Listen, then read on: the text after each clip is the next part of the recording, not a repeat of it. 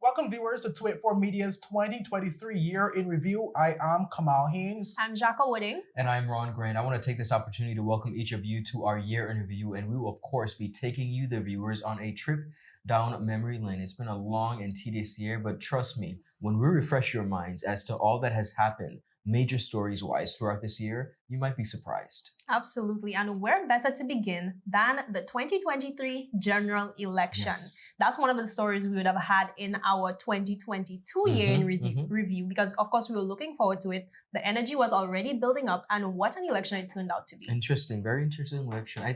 I just want you guys to remember that the Virgin Islands has come so far when it comes to our democracy and the reinstating of the Legislative Council. So while this election was, and I consider every election to be historic, but this one was interesting. It was different. The aftermath of what happened and transpired was also different, but it's so fulfilling to see us be at a point where we're still exercising our democratic right. Absolutely, and of course, it was the Virgin Islands' return to a single-party government on the heels of its coalition government. Now, let's take a look at the events that led to the formation of the 5th House of Assembly.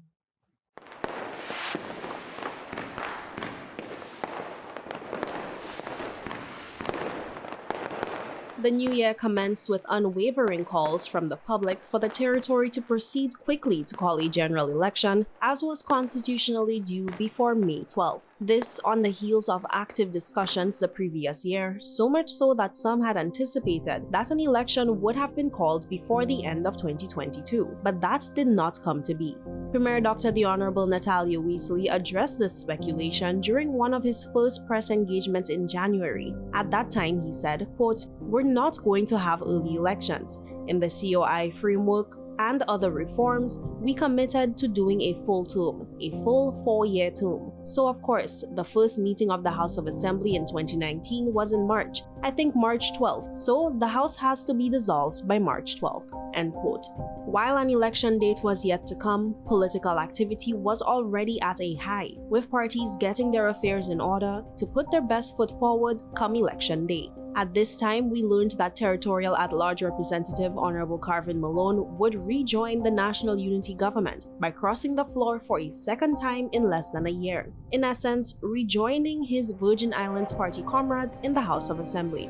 It was not long until the announcement that incumbent Territorial At-Large Representative Shireen Flax Charles, who was elected on a Virgin Islands party ticket in 2019, would not be moving forward with the Green Party this time around. Instead, Flax Charles went blue. She would be contesting the election as a member of the Progressive Virgin Islands movement, facing off her former colleague Vincent Wheatley in the 9th District. Given the presence of a unity government in the 4th HOA, Flax Charles retained her seat on the government side as activities of the House proceeded.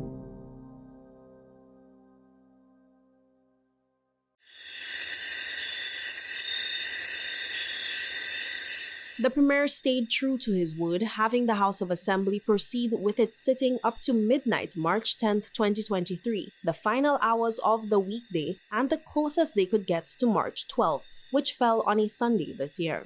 From all indications, this was to allow the House of Assembly enough time to pass a score of bills laid before the House in a rush on the recommendation of the Financial Action Task Force, including making amendments to the Police Act and the Elections Act. It was all eyes on the Premier and the Governor as representatives disbursed from the National Unity Government and returned to their respective camps. The Virgin Islands said goodbye to the 4th House of Assembly, or so they thought. The House of Assembly now dissolved, demand grew for some word on when the Virgin Islands would take to the polls. Acknowledging concerns about the delay, Premier Wheatley had this to say. Persons can expect that in just the next couple of days, I will be making an announcement. I had originally planned to make the announcement when we dissolved the House on Friday, but I had a discussion with the elections office. There's just maybe 1 or 2 things that we have to work out before we announce the date, and then persons will expect that we will announce the date. On March 15th, 5 days after the 4th House of Assembly had been dissolved, Virgin Islanders were informed on official grounds that they would vote on April 24th. This by way of a proclamation by Governor John Rankin, which set the clock in a race to April 24th. implement district maintenance crews to deal with weekly upkeep in our communities and provide more job opportunities. One of the most, I guess, trying issues that we have on Anegada is the distribution of land. Forward never, backward never, one direction forward, together. We need a root and branch review. Many youths are misdirected and uninformed. And he will be paid that for the rest of his life. I will not be a candidate in the 2023. District 7 deserves more.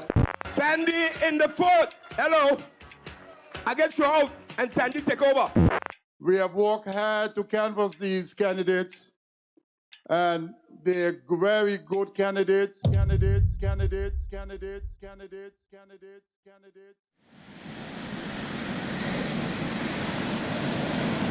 The belongership and voting status of 688 Virgin Islanders were threatened due to the realization that these individuals were not granted belongership in accordance to the official procedures outlined in the law. These unprecedented circumstances, brought to the public just 10 days before a general election, resulted in a historic sitting of the House of Assembly to resolve the issue. Members returned to the House on April 17th for debates.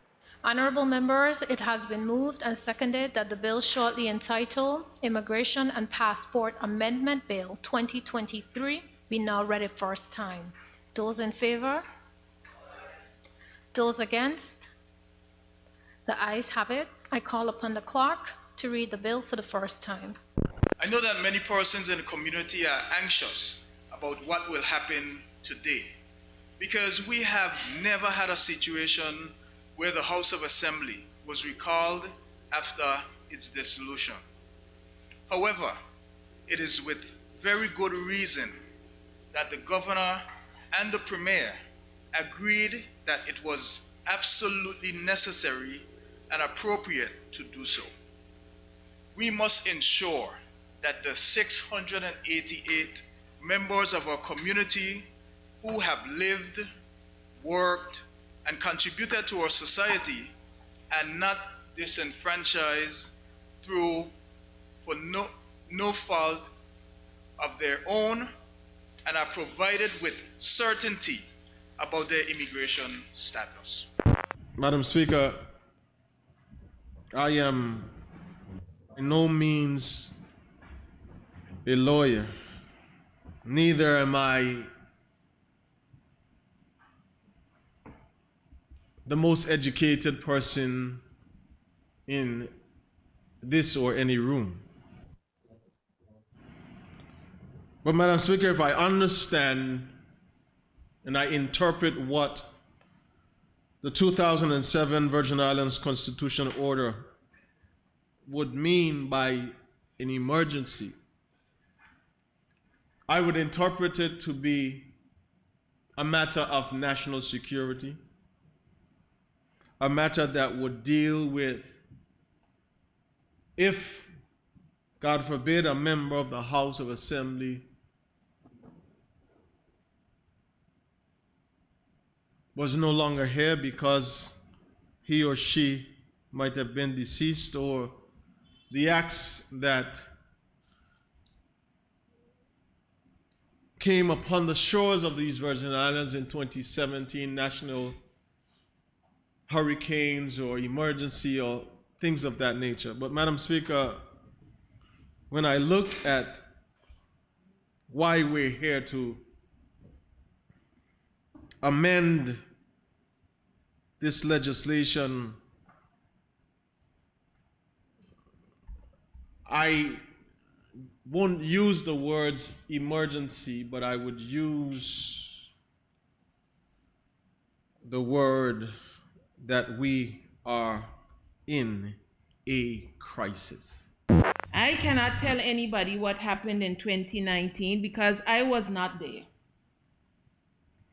But given my own experiences as Attorney General, I can only imagine. But what I will say is that I have always known my predecessor to be a careful and good lawyer and very professional. I will say no more about that, save to caution my counsel in chambers to take very careful note of today's proceedings in and out of the House all along the road. Take your time, counsel, and stand your ground. At the end of a cabinet of 5 members who should have known the law,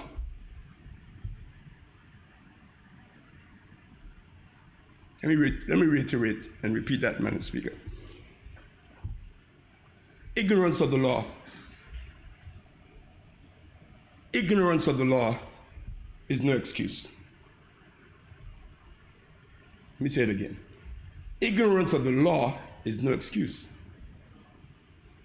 The fact that the law stated, and one Attorney General may or may not have advised, or another one may or may advise now, but the fact is that in order to receive belongership, under this consideration, one should have had residency for 12 months prior. That's what the law says. That's not a policy. That's not some arrangement by some government. That's the law that was made in this House of Assembly before the legislature of the Virgin Islands. You know, Madam Speaker, just after Hurricane Irma, when all your shutters were blown out, doors gone, windows gone, you couldn't care less if a rat came in the house. Couldn't care less if a lizard came in the house. You couldn't care less if a stray cat came in the house. But after the hurricane is gone, you got to get rid of these people who are on your side throwing shots at you. I mean, I can't imagine. He was too trusting. So I would imagine that maybe tonight they'll get letters telling them that they must cross over to the opposition so they could take their rightful place. But Madam Speaker, it doesn't matter to me, and it shouldn't matter to anyone how the government went about issuing these belongerships. It shouldn't matter to anyone, whether it was under the 7-year, 20-year, or 50-year conditions. The 2013 amendment, the 2019 amendment, or the old amendment, the original amendment. He was given the permission, the authority to issue these belongerships. And as far as all of us are concerned, it was a matter that was all over with. It was done. This was, of course, history. Madam Speaker, I don't think there's anything for the people of the Virgin Islands to be ashamed about. But I've heard persons speak about this whole question of feeling ashamed. Madam Speaker, when you have challenges, you seek to address challenges. And that takes courage. Having cleared that final hurdle, focus returned to April 24th, the day that Virgin Islanders would decide who would populate the 5th House of Assembly.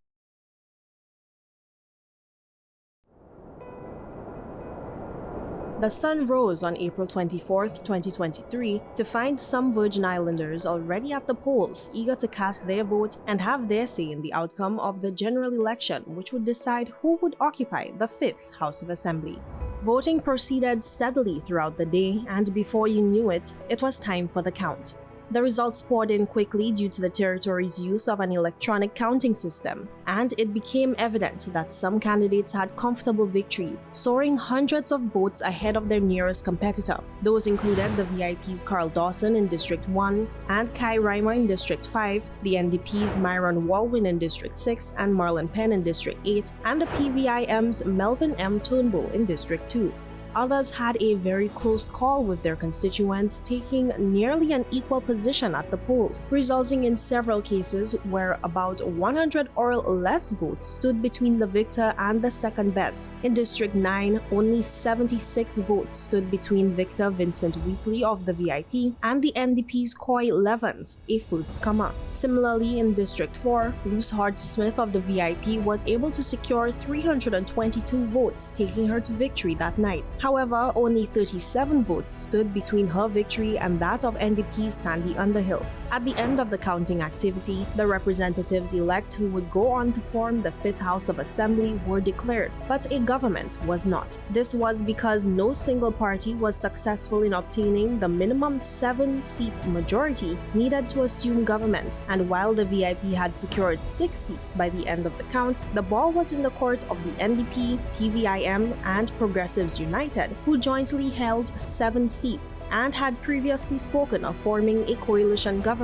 following the election. While discussions ensued in public and private spaces, many believe that a coalition government may have been the only way to proceed without returning to the polls.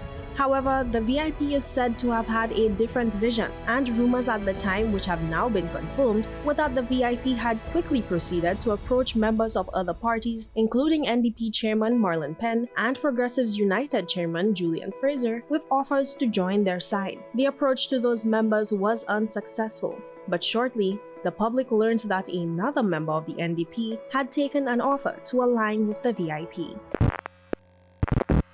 When things get hot like a sauna, you want a lana in your gut.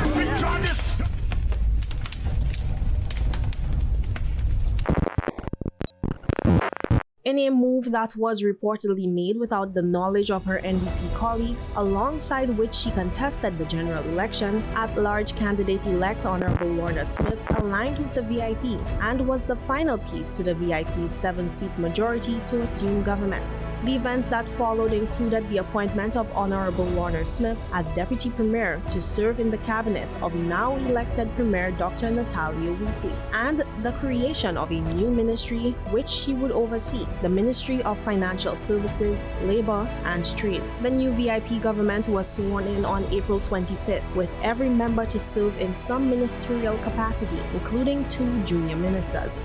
The now confirmed opposition to B made its first public appearance on April 27th and did not mince words to address what happened and how they felt about Smith's move. While I'm speaking truth, I failed to mention earlier that about 10 p.m. on Monday, I received the first call from the Virgin Islands Party government to be the Deputy Premier. So if I was hungry for power, I would have already gone.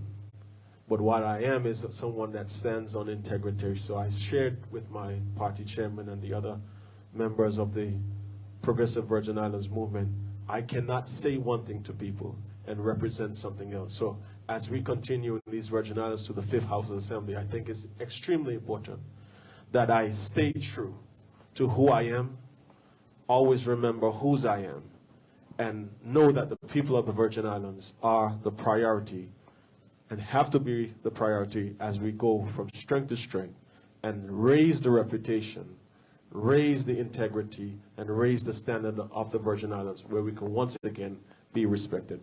My position as chairman was extremely clear. I stood on principle because I was contacted by the Virgin Islands Party as well, by many members of the party asking me to leave my organization and join them to be the Deputy Premier. On many occasions, I had over 7 members from the party calling me, supporters of the parties calling me, asking me to do this, but I stood on principle.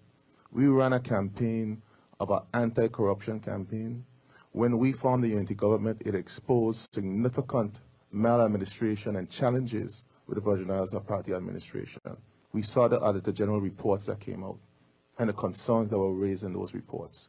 And then for me, it was very clear that my first point of negotiation will not be working with the Virgin Islands Party government when we have a viable option of us working with the PVIM and the PU to form a government. We as an organization made a decision that we're going to leave that room and work towards a negotiation with the PVIM and the PU. 6 of us met. The PVIM and the NDP met in a meeting, sent a clear mandate that the leaders of both organizations will go, have discussions with the leader of the PU, and then we will report back to our respective organizations on the way forward, and then we'll sit down in the room and chat our way forward. On Tuesday morning, Honorable Smith called me and asked me to join her in joining the Virgin Islands Party. I told her it was not something I could do and gave a decision I needed to think about it. I came and I spoke to my colleagues because I understand the 3,612 people, I think it was, that voted for me, and I was not comfortable with that. And therefore I asked her late, I think it was 2 hours later. Cindy, you were there as well, remember? And I told you that I asked her to give me an hour. You left and you said you would talk to her and we would see what would happen. We never got a confirmation call back, and that's the way it ended. The position of Progressives United leader Honorable Julian Fraser was slightly different, as he stood as the only member of his party. He said that while he would not have gone to the VIP without having the necessary discussions with the NDP and PVIM, his decision hinged on whether or not the VIP would appoint him as premier. After Progressive Virgin Islands movement left, in came the Virgin Islands Party, who had been calling back and forth all night, and we even had to tell them to abort on their way coming to us because Progressive Virgin Islands was there. When they came, I told the Virgin Islands Party in no uncertain terms, absolutely no uncertain terms, and this is what I'm saying, I have no regrets and I have no apologies. The only way I'll work with you guys is if I am the premier. No other way. And that couldn't happen until I had gone to my colleagues here sitting with me, who I find that's my first alliance, my first obligation is to NDP and Progressive Virgin Islands movement. Of course, it's obvious that nothing came out of that. Ultimately, members seemed to have agreed that they were on the way to forming a coalition, but was stripped of that opportunity by Honorable Smith's decision. At-large Representative-elect Honorable Ronnie Skelton was subsequently sworn in as leader of the opposition. Honorable Smith later took to the airways to offer her side of the events as a guest on Tola Radio. The following morning, I spoke about, the various negotiations that were ongoing throughout much of the night. The following morning, I spoke with a member of the PVIM, an elected one of the three elected, who seemed like me frustrated at the, indecisiveness and the length of time. I know you ain't got no time with them kind of puppy showness, mommy. Talk to it. I know you ain't got no time with them clown show. I am telling the truth. I am speaking just as it all happened. When he expressed this concern, I suggested to him that because there was an offer on the table, because as I said, the VIP did approach me from the night before, and I'm sure they probably made approaches to other people. True. I said to him, this offer is still on the table. Why don't you and I join or form an alliance with the VIP? Because we see the other man power hungry. Because nothing was, he said he would think about it. You know what really pushed me into making a decision, and nothing, as I said before, I'm very happy with my decision. This person was also of the view that perhaps the best solution would be for the governor to form the government. Let me repeat it. Wickedness. The view was that for His Excellency, that perhaps... Call them out, mommy. Call them by name. Brand them out. Call them by name. Would be the best solution if the governor would form the government. My response was that is untenable. Lava. It is a retrograde step and should never be considered. I know them provoke the Empress. They provoke me. They provoke me. They provoke me. They provoke me. They provoke me. The Commonwealth Parliamentary Association later released its report evaluating the general election. Overall, CPA observers described election day proceedings as orderly, peaceful, and efficiently managed, signaling adherence to international standards. The advanced polling process was also deemed smooth and the legal framework sufficient to enable democratic participation. However, while providing a largely positive review, the CPA put forward 14 recommendations to address areas needing improvement. A key suggestion included for campaign finance regulations, including transparent disclosure around funding sources to align with global best practices. The mission also highlighted the need to clarify belongership policies determining voter eligibility in the islands. Other recommendations centered on enhancing training for polling staff, improved voter education initiatives, and strengthening the independence of the Supervisor of Elections Office. Jhaka Wooding, 284. Of course, that is everything that happened to lead us to the 5th House of Assembly, but 284 Media did not just stop there because, of course, later on in the year, we did bring you our Just for the Record first 100 days in office. to reflect on where the members of the House of Assembly were really at 100 days into their terms in office. And viewers, you could find that content on all 284 Media platforms.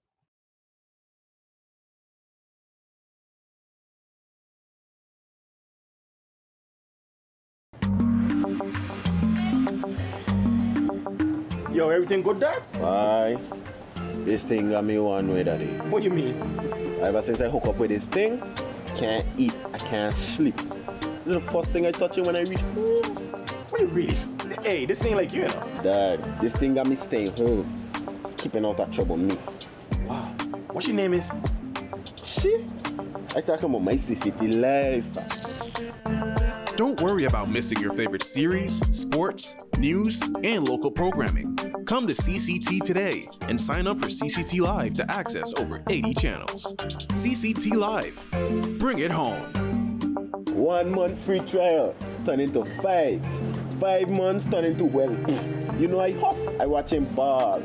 I been watching football. Dad, Nickelodeon, Paw Patrol. I am hooked. Hook, I tell you. At Higher BVI, we're not just about business. We're about empowering lives, and that is because we aspire to inspire. By choosing us, you're supporting a company that believes in equal opportunities, diversity, and community growth. Our mission goes beyond profit. It's about providing HR solutions, fostering talent, and leaving a positive impact. Join us in building a better future. A better BVI. Choose Higher BVI, where your support isn't just a transaction, it's a transformation. Together, we're changing lives in these beautiful Virgin Islands.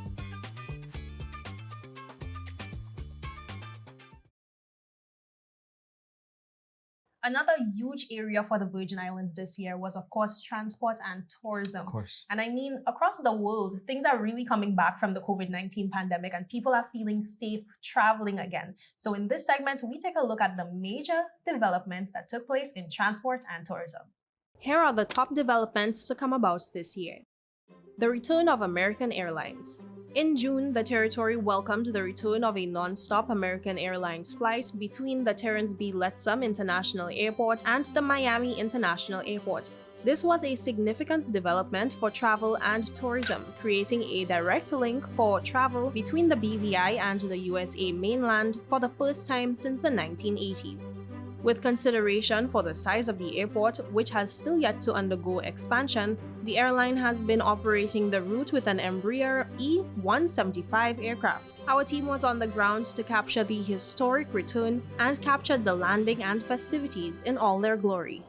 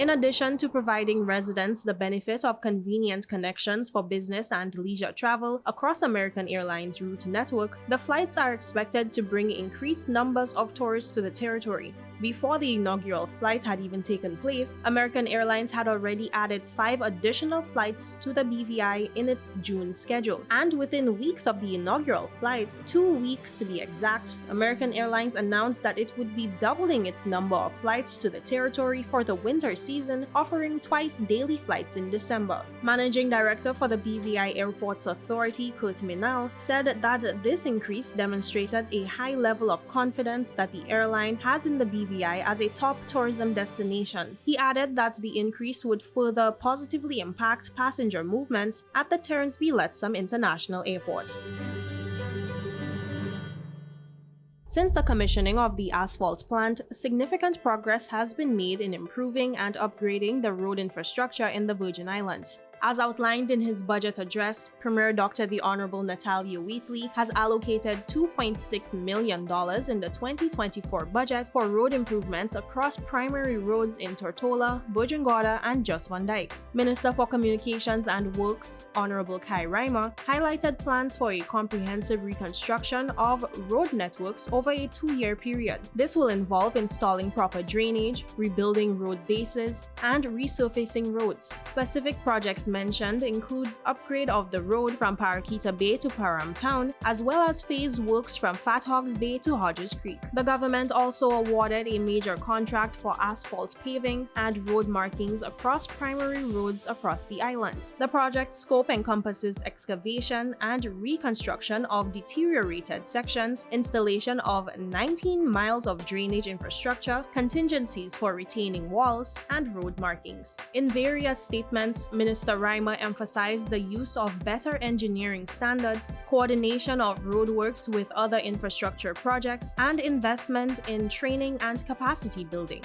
Work is also being tendered for substantial asphalt patching and overlaying on secondary and tertiary roads. The road improvement strategy represents a systematic effort to address long-standing issues in the Virgin Islands through significant capital investment, improved technical standards, and capacity building.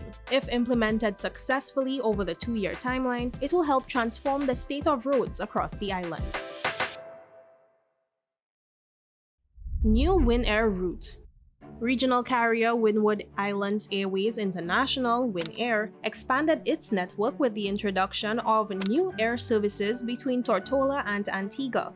Winair launched the route in July 2023 with one-way fares starting from around $200. As per their website, introductory round-trip ticket prices ranged between $400 and $600, marking increased connectivity and competitive options for travel between the two island destinations. The launch builds on Winair's continued enhancement of its fleet and route network. It previously added a DHC-300 aircraft to serve growing traffic volumes in the region. As Winair continues to expand choices for interregional island hopping, the Tortola-Antigua connection promises to facilitate travel and contribute to tourism growth for both the BVI and Antigua. It represents another vote of confidence in the BVI's tourism rebound after the worst of the COVID-19 pandemic. The introduction of Tradewind Aviation. Virgin Gorda enhanced its tourism offerings with the addition of new air services by Tradewind Aviation. The airline inaugurated commercial flights to the Taddy Bay Airport in Virgin Gorda in November. The maiden flight was welcomed by Acting Premier at the time, Honorable Kai Reimer, Junior Minister for Tourism, Honorable Luce Hart-Smith, Minister for Health, Honorable Vincent Wheatley, and other officials. Tradewind Aviation was represented by its co-founder, Eric Zipkin, and its Caribbean General Manager. In his remarks, Mr. Zipkin expressed honor in Tradewind being among the first airlines people called on when the airport reopened. He thanks the people of the BVI for placing their trust in Tradewind to be part of this milestone in Virgin Gorda's tourism sector. The launch of the new commercial air links builds on Virgin Gorda's already robust tourism product. It promises to enhance connectivity and make the island even more accessible to visitors from Tradewind's network. The addition of this trusted aviation brand also underscores confidence in Virgin Gorda's offerings and growth potential. Operational issues at airports across the territory. The British Virgin Islands Airports Authority faced a series of operational challenges at its airports over the past year amid increasing traffic and strain on resources. In May, the Terence B. Lettsome International Airport was forced to temporarily close due to an operational issue that was later revealed to be a strike by the airport's workers over unpaid wage increments and being overworked. This marked the latest in a series of closures caused by industrial action from staff in the control tower. Subsequently, in July, Minister for Communications and Works Kai Reimer held a press conference acknowledging the employees' grievances. He cited the strain on critical staff from the recent expansion of flights and operations. The minister vowed to actively facilitate discussions between management and employees to enhance capacity, address concerns, and properly compensate staff. Later in October, the authority held an active shooter safety drill to test its crisis response readiness, sparking criticism on social media over the alarm it caused. Managing Director Kurt Maynal stated proactive advisories were issued and occupants were notified in advance to avoid panic. The exercise was deemed vital for upgrading security protocols and frontline team preparedness. Most recently in December, it was announced that covered facilities will be constructed in early 2024 to house exposed fire trucks from the Virgin Gorda and Anegada airports. This came after service interruptions in Anegada and Virgin Gorda caused by equipment damages linked to it being left unsheltered. The year marked increased growing pains for the Airports Authority from expanding activity. While critical upgrades and capacity building are still needed, the government and management have signaled a commitment to addressing the pressing concerns of staff and travelers around safety, reliability, and working conditions.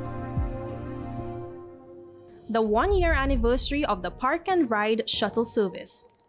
The electric-powered Park and Ride shuttle service, launched in Roadtown, has transported over 60,000 passengers in its first year of operations. Deputy Premier at the time of the anniversary, Kai Reimer, hailed the service as a resounding success for improving mobility in the congested capital. Introduced to reduce traffic jams, parking headaches, and carbon emissions, the shuttle links the east parking lot to 22 stops around Roadtown. It runs on weekdays from 7 a.m. to 6 p.m. at full capacity during peak times.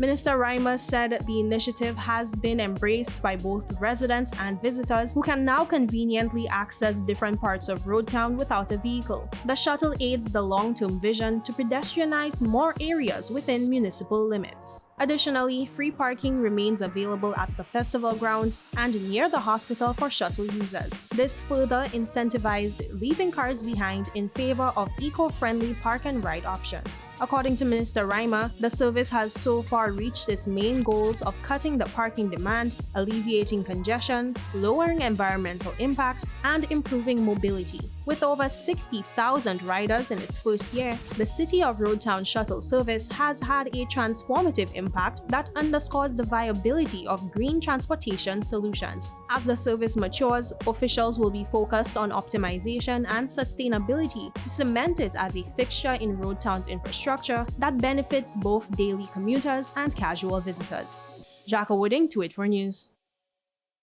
Of course, it has been an amazing year for tourism, and I don't know about you two, but I am certainly looking forward to taking advantage of some of these new travel options in 2024.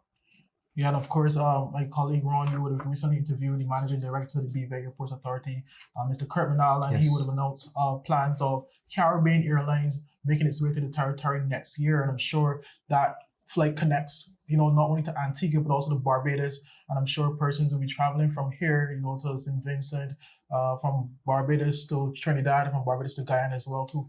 Well, Kamal, you raise a good point as it pertains to regional travel, but I'm going to just say it right here, plain out and direct. If we are going to take tourism to the next level when it comes to 2024, the government of the Virgin Islands has to do a far better job at, one, the infrastructure, their marketing, and of course, being intentional. You can't have such a pristine and detailed destination. You have persons coming and you have them, of course, taking photos of themselves in a pothole. It's just not going to happen. Very iconic moment. And I know you guys are not going to acknowledge that, but I'm going to say it. We have to do better at making sure that we're intentional and, of course, highlighting the best and brightest of the Virgin Islands. And that's the only way we're going to take tourism to the next level. Absolutely. One of the very important angles I remember covering this year was the fact that the tourist board is interested in having Virgin Islanders, local influencers getting involved in the process. And of course, they have active registration going on. So you could reach out to them and get your name in that pool. And you would have seen, recently in the 2024 budget, Premier allocating some funds to go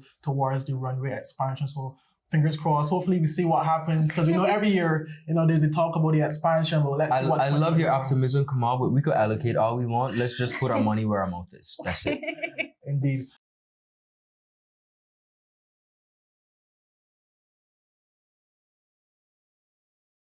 Catch all the action from the 2023 NFL games with CCT Live on various channels, including ESPN Channel 412, ESPN2 Channel 413, Telemundo Channel 315, and Fox Channel 304. When you subscribe to any CCT Fire plan, you'll automatically bundle CCT Live.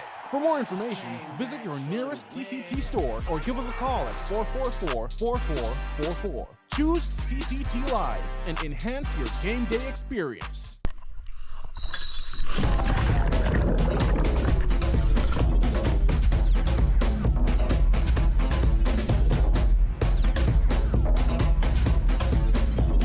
Today, I am doing cobble treatments with Beyond the Reef.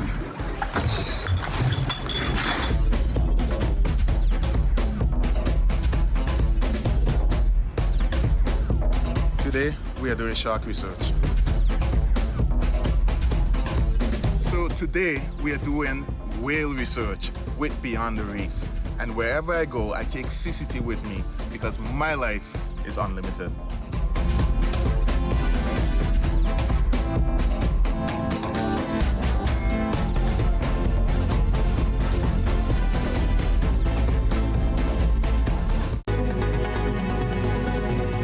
Now we head to the subject of sports as it continued to elevate the BVI on the regional and international stage in 2023, sustaining the momentum from 2022, which saw several historic achievements being accomplished.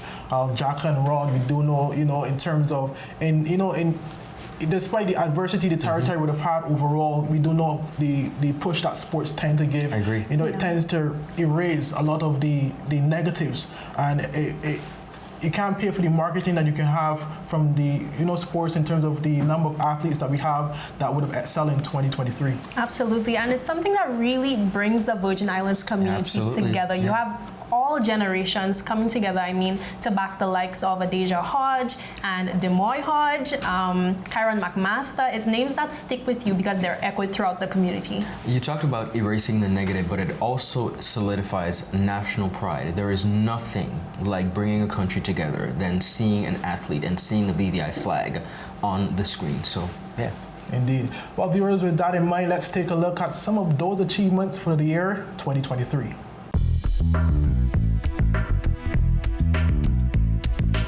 Starting with the sport of football. In January, the BVI saw a return of the BDO Limited Primary and Secondary Schools Football League after a 5-year absence, and it did not disappoint, as approximately 150 students from 13 schools across the territory registered for the tournament and participated in the traditional march across Rotong.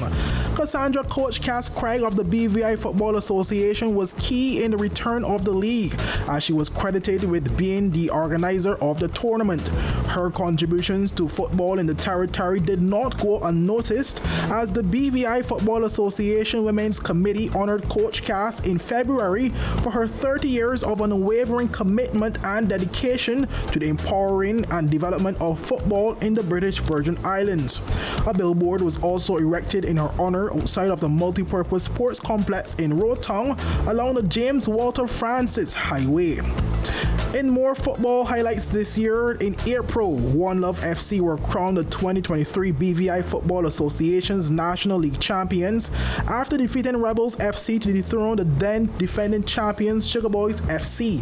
One Love ended their season at the top of the standings with 49 points. In the Women's League, Avengers FC stunned the experienced Rebels FC 3-1 to become the BVI Football Association's Women's 7-a-side champions at the Greenland Football Field in December. But also back to April, at the junior level, the British Virgin Islands under-15 boys team finished second in the BVI Football Association's triangular tournament, which was won by an unbeaten Anguilla team. The BVI's Othniel Gillings was awarded the most valuable player of the tournament. A fast track to June, which was the month that saw Luca Chilwell creating history after he became the first BVI born to play professional football, signing a 2-year contract with the English National League club Eastleigh FC.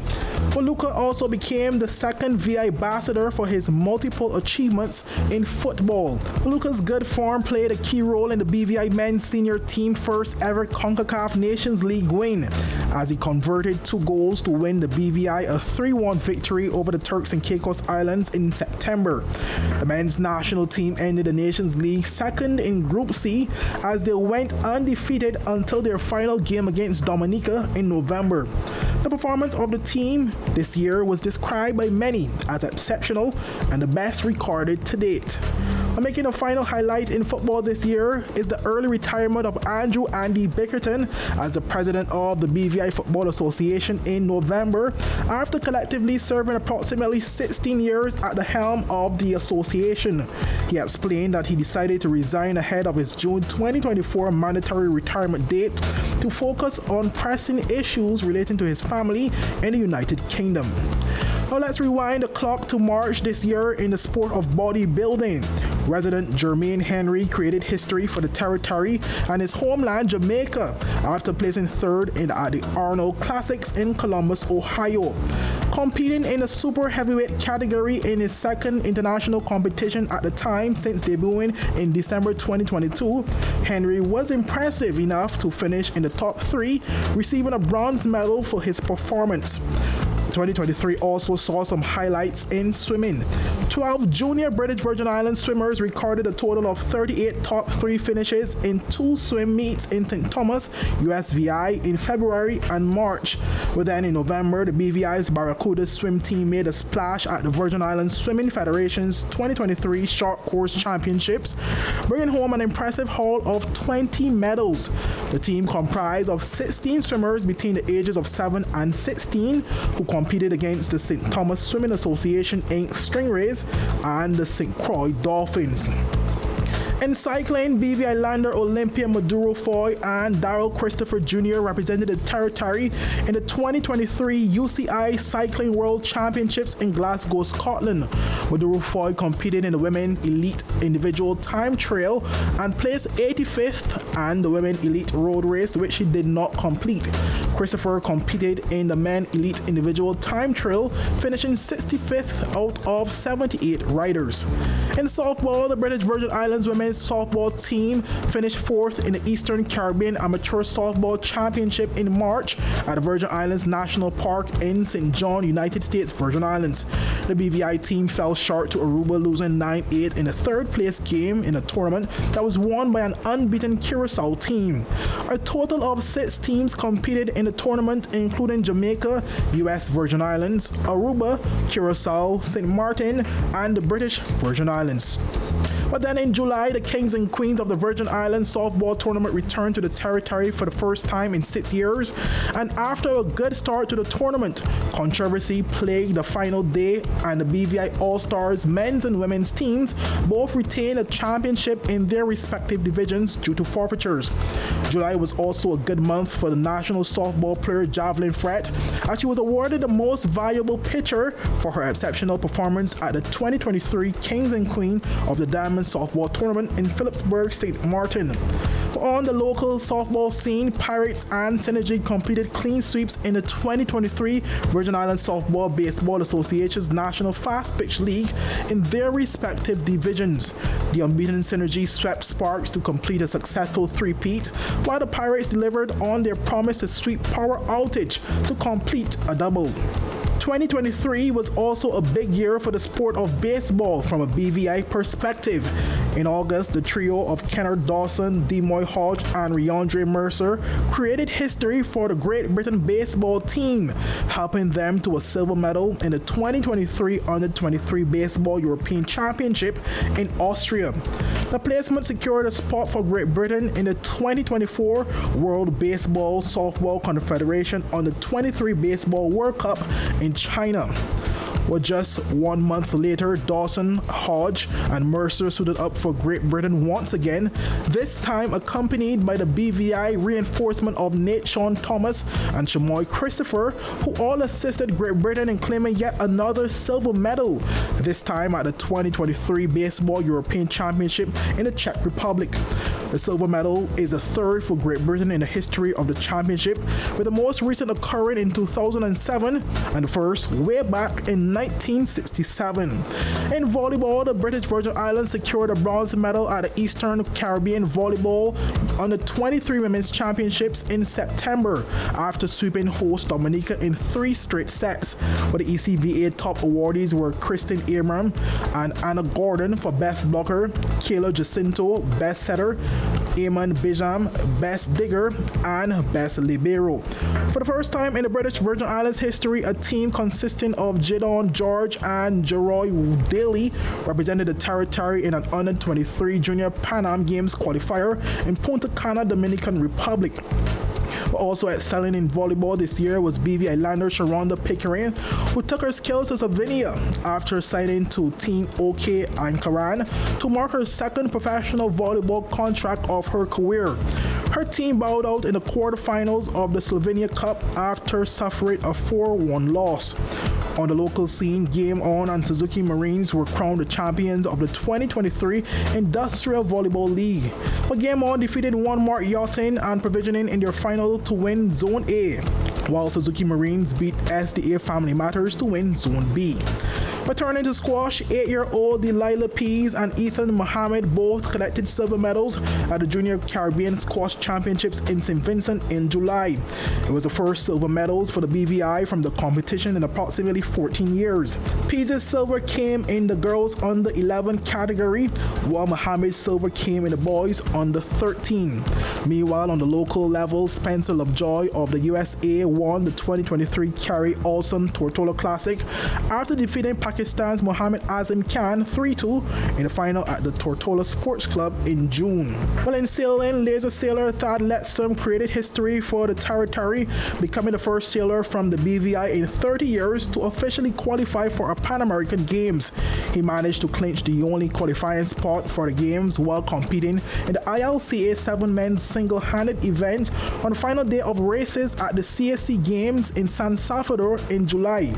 At the 2023 Pan American Games in Chile, Letsom ended his campaign in 14th position, managing a total of 134 points with the best race placement of 10th out of 10 races. He then followed with a bronze medal at the 2023 Intercollegiate Sailing Association Single-Handed National Championships in New Orleans, Louisiana.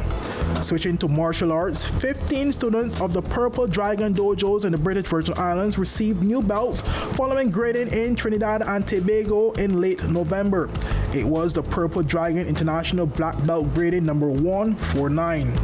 In cricket, Guyana completed a double in the Peter Haycraft T20 cricket competition to be crowned back-to-back champions in the 2023 edition after defeating St. Vincent and the Grenadines at the Greenland Cricket Ground in the finals in December. In the third place match between BVI and Jamaica, after ending last season winless, delivered when it mattered most to take the third spot. The track and field, the penultimate sporting discipline which made major waves for the territory in 2023, and as early as March, star junior athlete Adeja Hodge impressed while competing for her Montverde Academy, breaking several records both at the national and high school levels. Competing at the New Balance Nationals indoor event, Adeja set a national high school record and the world under-20 indoor record in the 200 meters with a mind-blowing time of 22.33 seconds and returned at the New Balance Nationals outdoor event to win the national championship in 22.64 seconds. Adeja also impressed in the 100-meter event this year as she claimed the third position in the national ranking after clocking a remarkable 11.11 seconds. Both her 100 and 200-meter times secured places among the top 10 times recorded in girls' prep history. Hodge further captivated the world at the World Athletics Championships in Budapest, Hungary, making it all the way to the semifinals. She was also named the 2022-2023 Gatorade Florida Girls Track and Field Player of the Year, making her the first from her school and from the territory to be selected for the prestigious award.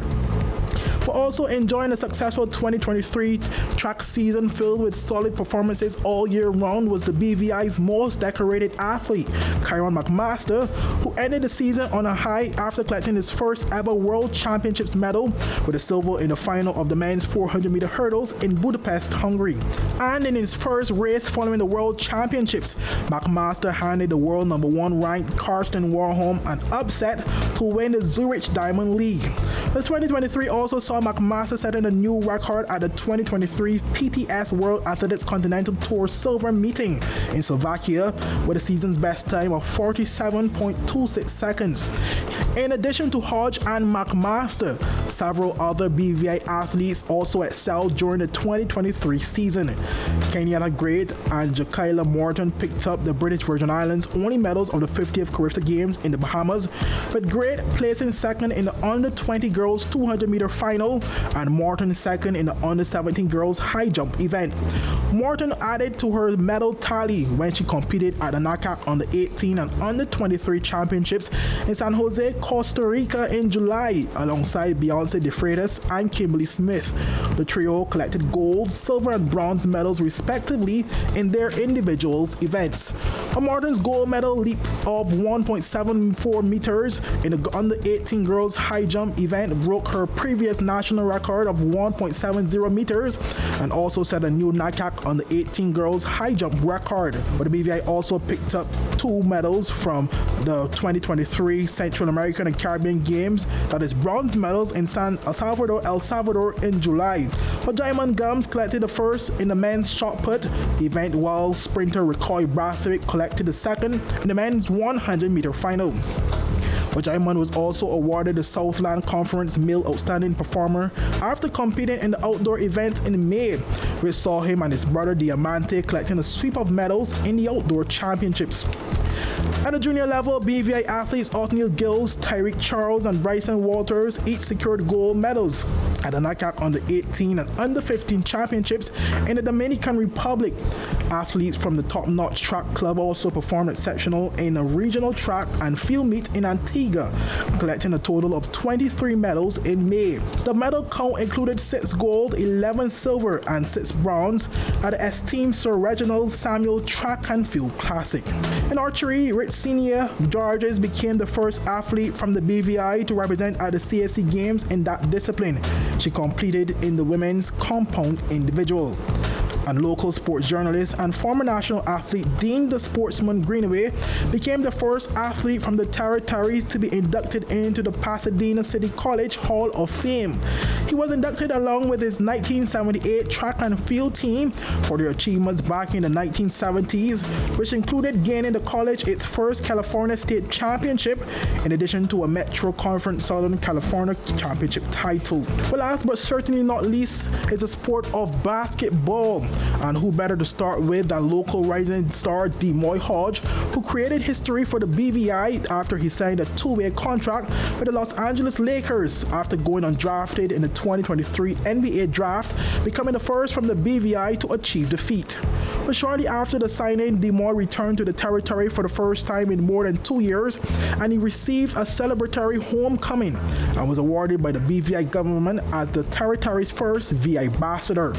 Well, during his time in the BVI, at least 2 billboards were erected depicting the BVI Islander, as he was also presented with a key to the Bay during a church service at the King Garden Bay Baptist Church, making him the first person ever to be bestowed with such an honor. While his first NBA season is still ongoing, DeMoy has already won his first trophy after his Los Angeles Lakers defeated Indiana Pacers 123-109 to be crowned the first NBA in-season cup winners. For winning the tournament, each player received a bonus of $500,000 to add to their annual salary. As a result, DeMoy will earn in excess of $1 million in his first NBA season. Apart from the main league, DeMoy has already had a few promising starts for his G League team, the South Bay Lakers, already having a season-high 35 points. Also this year, prior to Hodge heading to the NBA, he broke his Missouri Tigers' 30-year-old single-season steals record and ended the season with a total of 91. In more basketball news, Aaliyah Boston created history for her homeland United States Virgin Islands after being drafted by the Indiana Fever as the number 1 pick in the 2023 Women's National Basketball Association draft in April.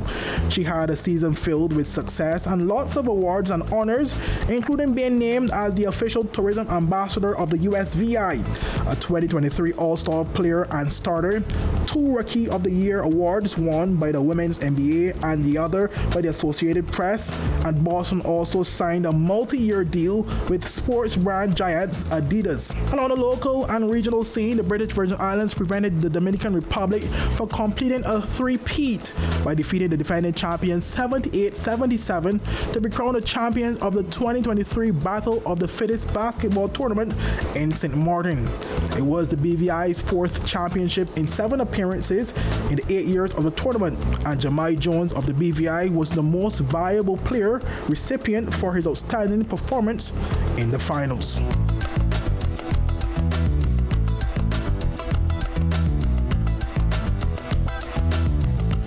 Oh, Ron and Jhaka, I'm sure the viewers would have seen lots of sporting achievements in 2023, and we do look forward for some of the big achievements in 2024. DeMoy Hodge, he would have just won his first NBA title, even though persons are basically criticizing it because it's new. You know, we still look forward for 2024 and whether he will have his first NBA championship. Well, he will, Kamal. He will. He will. Absolutely will.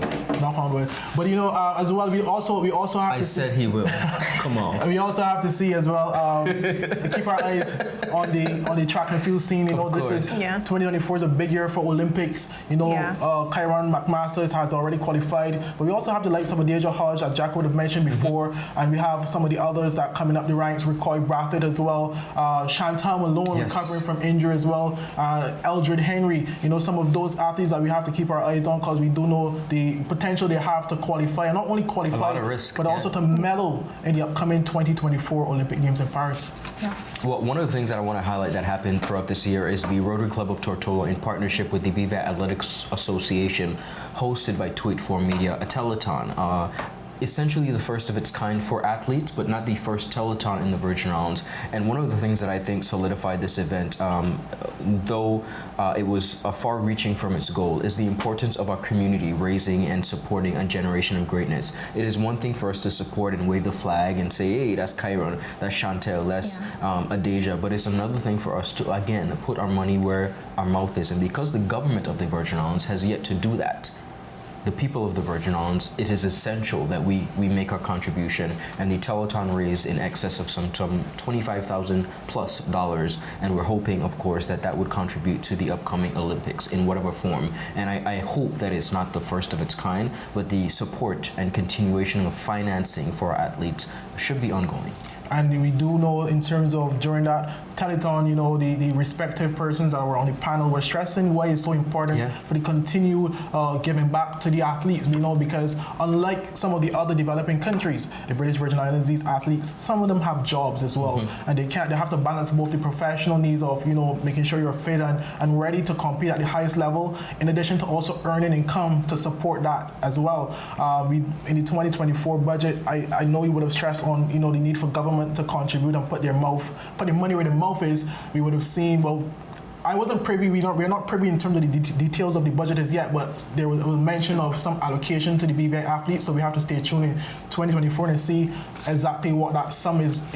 You know. I love your optimism, man. We have to be optimistic because, you know, obviously we want our athletes to perform at the highest level, and you know, the more care they have, the more money, the more access they have in terms of the respective chiropractors, nutritionists, etc. The better the chances are to perform and bring home a gold for the BVI.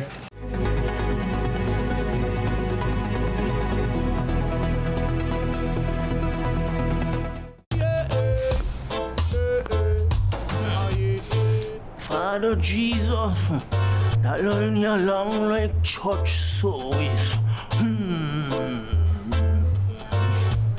Alright, do enjoy the rest of the day. Next customer line, please. Wait, hold on a second. Yes, Sonny boy, come, yes, Sonny. Good morning. Good morning, Sonny boy. Hold on there. You must have cut fun to people. It's okay, I'll take care of it. What? No man to take care of me. How may I assist you? Yes. You want top of power? You want top of power? Join the prepaid party with CCT and enjoy more affordable data plans, more top-up promotions, more savings with hero bundles, and more value for your money each and every Tuesday with Top Up Turn Up Tuesday. Visit a CCT store today or anywhere CCT Top Up is sold and top up your phone. 5, 10, 15, 20, 25, 30. You want top of power? Rashford made it. Manchester United have come from behind to lead. At home or on the go, watch CCT Live. Download our app and carry your favorite TV shows, news, or live sports anywhere you go. Visit cctbvi.com/live, select your package, and tune in.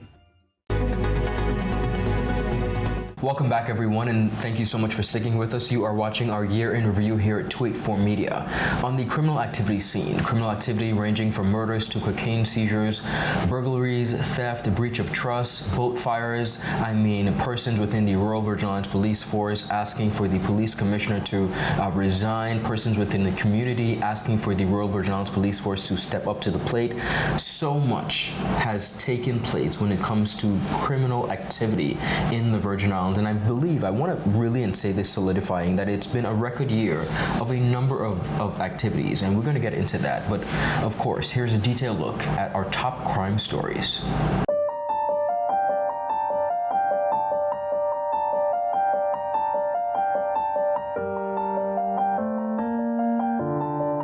Governor Ranking has once again called for a return of the Police Act to the House of Assembly after lawmakers rejected a version proposed by the governor and passed a watered-down version of the act earlier this year. The most recent bill proposed dozens of revisions to the 2019 version of the bill after that version had also attracted major concerns and public backlash.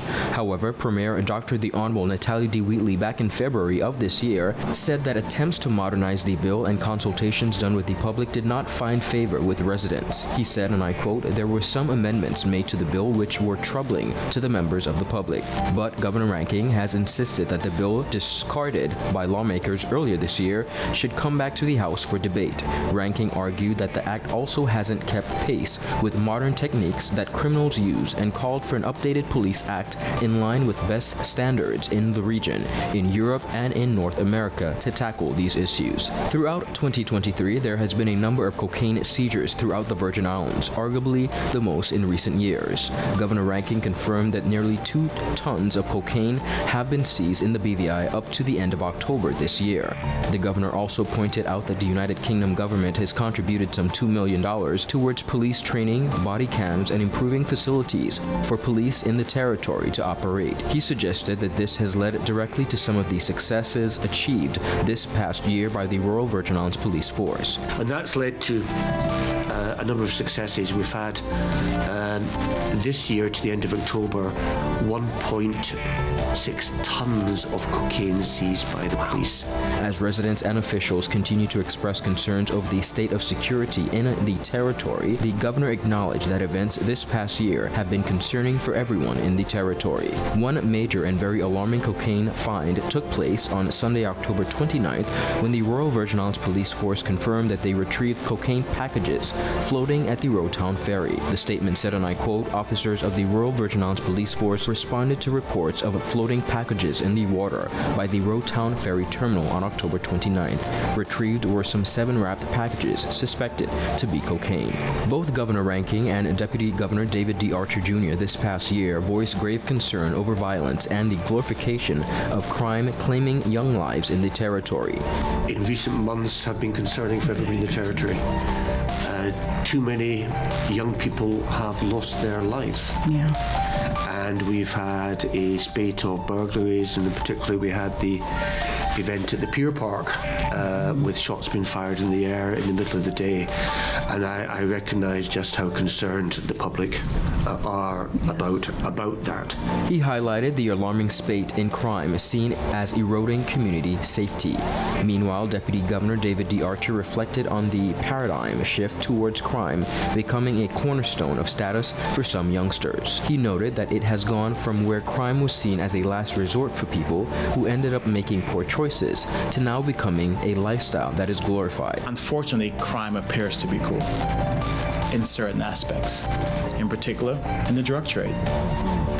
There are young men and young women who are aspiring to be the next great drug dealer. But they live in our homes. They go to our churches. They're on the blocks, for lack of a better word, of our communities. And we know who they are. The ability for us to re-tap into the fabric that I grew up in, where we held persons accountable for their actions by saying that is not right, has to come back. Both officials suggested that beyond policing, solutions rest on addressing root socioeconomic drivers and providing youth options away from gang culture. Governor Ranking said the priority is working collectively to prevent more youth from losing their futures to needless violence. The level of crime in the BVI has been labeled by officials as a direct connection to gang relations across the territory. Throughout the year, a number of boat fires occurred across the territory, mainly on the western side of the island. In April, 2 suspicious fires occurred just several hours apart in West End, which resulted in severe damage to several boats. On Wednesday, October 16, just after 2 a.m., another occurred in close proximity to a popular laundromat. In addition to the destroyed speedboat, police also confirmed a nearby vehicle found riddled with gunshots. A total of over 30 gun seizures occurred this year. The Royal Virgin Islands Police Force confirmed that most of the seizures were as a result of stop and search throughout the territory. One such seizure was on September 21st when 3 males were arrested in relation to an ammunition seizure. They were Cordell O'Neill, 38 years old, of Freshwater Pond, Cammie O'Neill, 34, of Old Pockwood Pond, and Jelani Christopher, 31-year-old, of Cane Garden Bay, who were all jointly charged with unlawful possession of explosives. This year saw a number of underage teenagers being arrested after being engaged in criminal activity, from burglary to theft and firearm charges. Issues pertaining to the safety on and off the campus of the only public secondary school and the largest on island, the Elmore Stout High School, were alarming this year. From record street fights with students to incidents with parents getting in altercations with students, the public had a front row seat as videos went viral, one after the other. One such incident was on October 9th when officers of the Royal Virgin Islands Police Force were called to the Elmore Stout High School following a large brawl between students of the school. The incident resulted in some students becoming fearful and requesting to be dismissed early from classes. Officials from the school sent a notice to parents and guardians of students advising of the incident on campus. Additionally, on October 26th, it was reported that a student was found with a bullet in his school bag. On Wednesday, September 6, 21-year-old Kieron Hodge was arrested and charged after an operation by the Royal Virgin Islands Police Force led to the seizure of an AK-47 rifle and a quantity of ammunition. Hodge, a resident of Purcell Estate, was the lone person arrested, and he was charged with 1 count of possession of a prohibited weapon and 2 counts of unlawful possession of explosives. On Thursday, September 21st, the Royal Virgin Islands Police Force charged Nyron Erickson with 21 offenses after returning to the territory after criminal charges relating to money laundering were withdrawn in the USVI. The criminal offenses include 7 counts of possession of a prohibited weapon, 11 counts of keeping a firearm without a license, 2 counts of possession of a controlled drug with intent to supply another, and 1 count of possession of the proceeds of criminal conduct. The force said that Erickson's arrest and subsequent charges stemmed from inquiries into high-level organized criminal activities being perpetrated by linked individual. Erickson remains in police custody. 2 men were this year charged in relation to the daring daylight robbery at the House of Luxury jewelry store at the Cyril B. Rumney Tortola Pier Park on Saturday, July 1st that rocked the territory. Charged for robbery and possession of a firearm with intent to commit an indictable offense were Shamal Mitchell, 35 of Sandbox, and Jelani Marquise, 27 of Hannah's Estate. On Saturday, July 1st, around 2 p.m., officers were called to the scene of an armed robbery at the Cyril B. Rumney Tortola Pier Park. Employees of the store reported that 2 armed, masked individuals entered the store dressed in all white and removed several pieces of jewelry from the showcase. Both fled the scene toward the parking lot with a quantity of the store's merchandise. The value of the stolen items has not been stated. The most alarming phase of this event was that one of the perpetrators discharged a firearm while outside the compound, while adults and children hid in fear. No injuries were reported. On October 9th, a female was injured in a shooting incident that involved a vehicle from His Majesty's Prison. Initial reports from residents indicated that a prison bus traveling in the eastern area of Tortola received numerous gunshots, resulting in the injury of 1 prison officer. 2 victims were shot during a shooting incident that occurred at the DHL office in Fish Bay in the early evening of October 17th. Both the victims survived the attack. 2 residents of Greenland East End were charged in connection with the death of a 9-month-old boy who died on April 7th. They were 35-year-old Monica King and 25-year-old Juwan Richardson, who each received a charge of manslaughter on Tuesday, April 25th. According to the Royal Virgin Islands Police Force, the 2 were caring for the male infant at the time of his death on April 7th. The boat owner that was this year charged in relation to the October 2021 deadly boating accident that resulted in the death of local Frandy Martin Jr. was revealed as a British millionaire Graham Stanton. The identity of Stanton was revealed in a newspaper article by British media, The Mirror, on Monday, March 20th. According to the article, Stanton, who is charged with manslaughter and with failing to render assistance after a collision, is the son-in-law of Tory peer Ian Macpherson, who holds the title of Lord Strancurrion.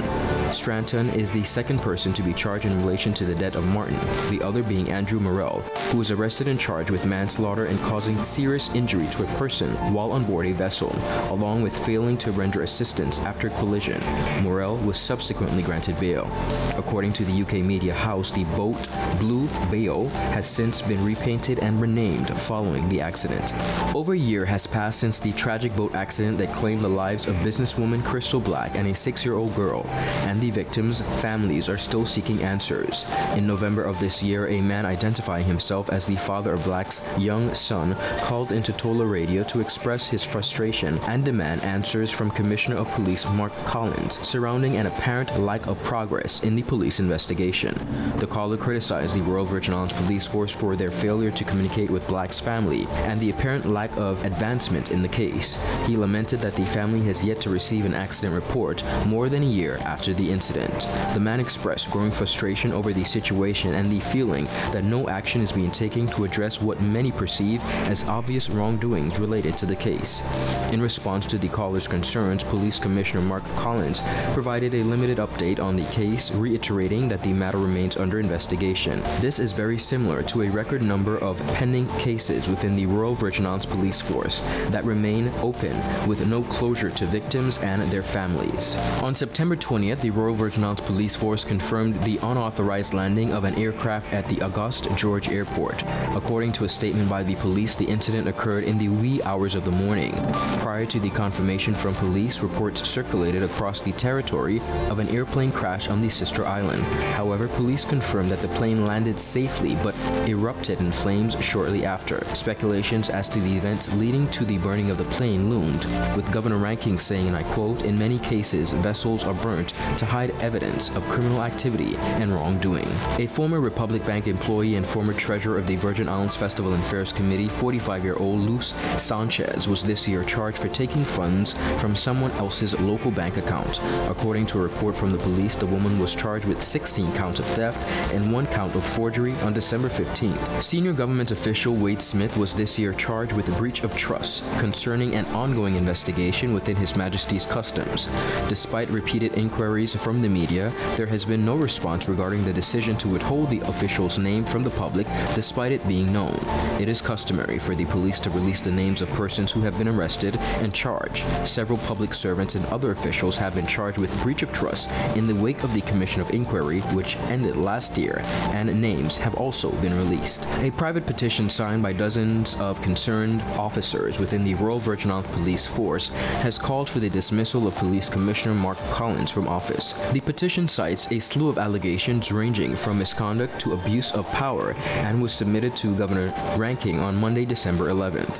Premier Dr. Natalia Wheatley, Home Secretary James Clivery, Parliamentary Undersecretary of State David Rutley, and Chairman of the Police Service Commission Rosalie Gardner have been notified of the private petition calling for the removal of Commissioner Collins. The petition outlines 55 allegations against Commissioner Collins, spanning issues such as interference with justice, abuse of office, and violations of fundamental rights. The central accusation stemmed from an email sent on October 5th, where Commissioner Collins allegedly instructed his executive team to destroy evidence related to an ongoing case. Collins later denied those allegations and argued that it was an internal matter between 2 police officers that he dealt with severely.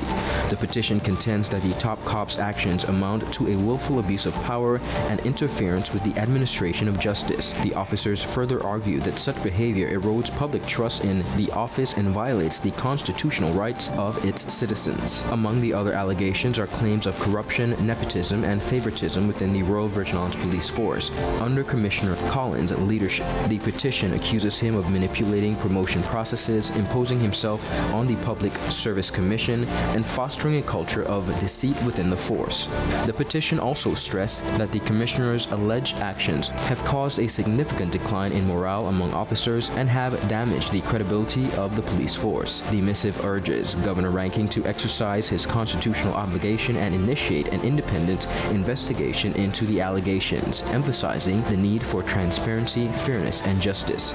Meanwhile, the petition noted that many officers were approached. However, even though they are in support of the petition, there is fear of victimization by the Commissioner and his management team, and they chose not to sign. This is the second time in recent years that Collins has been pressed to resign over controversial actions or statements that he has made. A total of 6 murders took place this year. This is confirmed by the Royal Virgin Islands Police Force. They are Asim Jonas, murdered in Longbush; Julio Rivera, murdered in Roadtown in the National Bank parking lot; Yan Edwards, murdered in Paramtown; Jakeem Christopher, murdered in Roadtown by UP's Cineplex; Kimo Letsom, murdered in Longlook; and Ricardo Farrell, murdered in Kingston. As mentioned, there was such a myriad of criminal activity throughout the Virgin Islands in 2023, and we want to make sure that we're, in my opinion, as a Virgin Islander, just bringing this down to a minimal, but it seems like it's increasing from cocaine bust. I mean, the internal fight within the Royal Virgin Islands Police Force and its leadership, persons within the trust of the community, really bridging the gap. We have a number of teenagers. We have a fight at the Elmore Stout High School where persons essentially are questioning, what does our secondary education look like? It's been a hell of a year when it comes to that. It has been, for sure, and I feel like a lot of the activities we saw this year, we're really going to see the aftermath, the fallout into 2024 when some of these cases go to court, especially this case of the teenagers. I believe they faced a magistrate recently. So we're really going to see what happens from there and what kind of programs the government is going to put forward, if any, to help address the situation. And you talk about measures in terms of government, but we also have to see from the police perspective, what will happen as a result of of the signings of, in terms of the police signing on this piece of petition, basically to rid of the current Mr. Mark Collins. We have to see now whether he will be here in 2024 and what that means for the head of the Royal Virgin Islands Police Force. In addition as well, we also have to look at, you would have mentioned in terms of reviewing crime, the Police Act. That's a very critical piece of legislation. We have to see whether that will be pushed forward, considering we have a shift at the head from Governor Rankin leaving, obviously exiting the territory, and a new lead from 2024, to see whether there will be the same motive to push the Police Act, to see whether we can instill more measures to strengthen not only the police but also to put in terms of, we have the witness protection, etc. Those other legislation that are critical for people to come forward to also help in the prosecution process. We do know 2024 we will also look to see what happens with the DPP's office, considering I'm happy you mentioned the DPP's number of office, cases that happened in 2023 with so many persons being found not guilty based off of technicalities in the process leading up in terms of gathering evidence. So much to look forward in 2024, and so many different entities that we have to also pay close attention to see whether they put the right measures in place to quell the rising crime that we would have seen in 2023.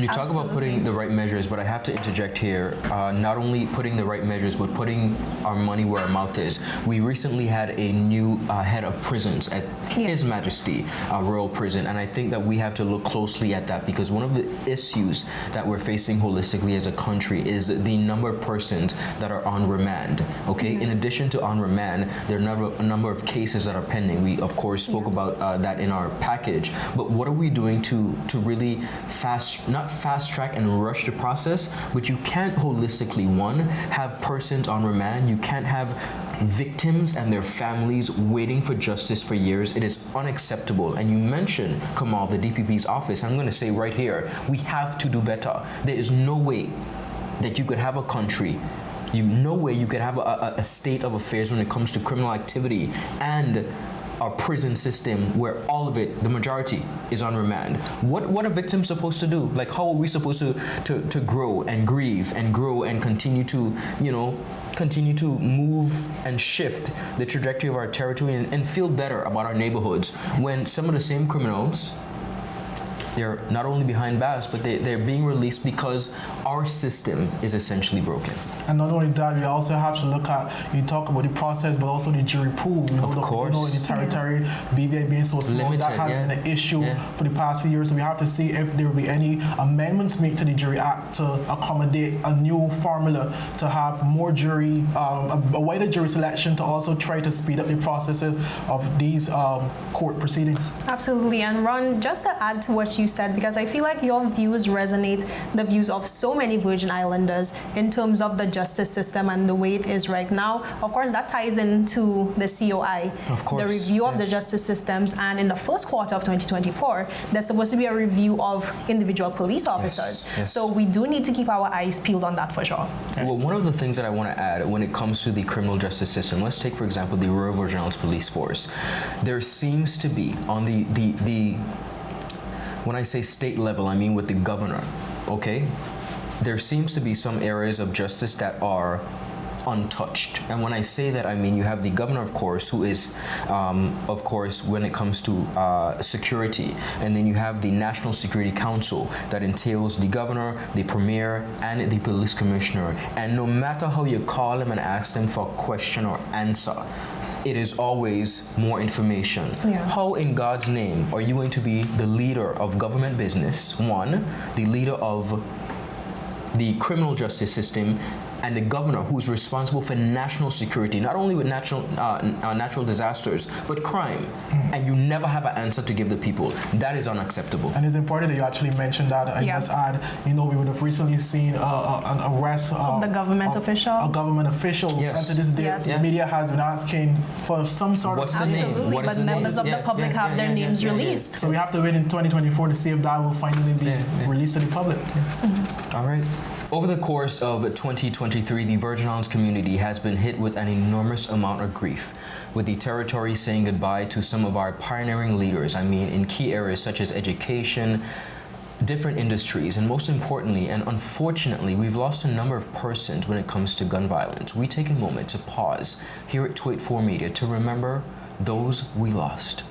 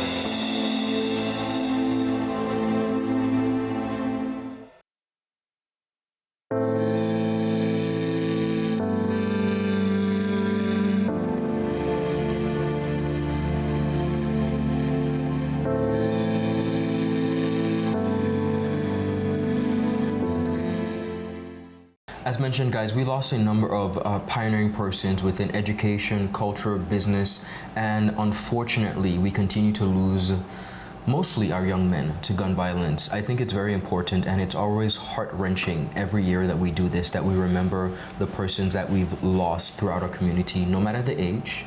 I mean, we've lost someone as young as a toddler.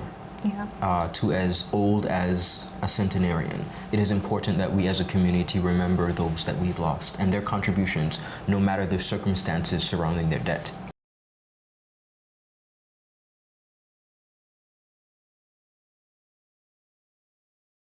Catch all the action from the 2023 NFL games with CCT Live on various channels, including ESPN Channel 412, ESPN2 Channel 413, Telemundo Channel 315, and Fox Channel 304. When you subscribe to any CCT Fire plan, you'll automatically bundle CCT Live. For more information, visit your nearest CCT store or give us a call at 444-4444. Choose CCT Live and enhance your game day experience.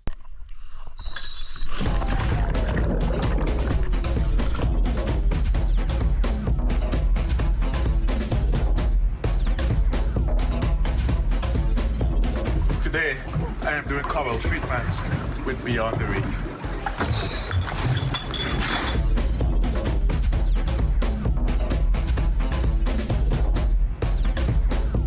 Today, we are doing shark research.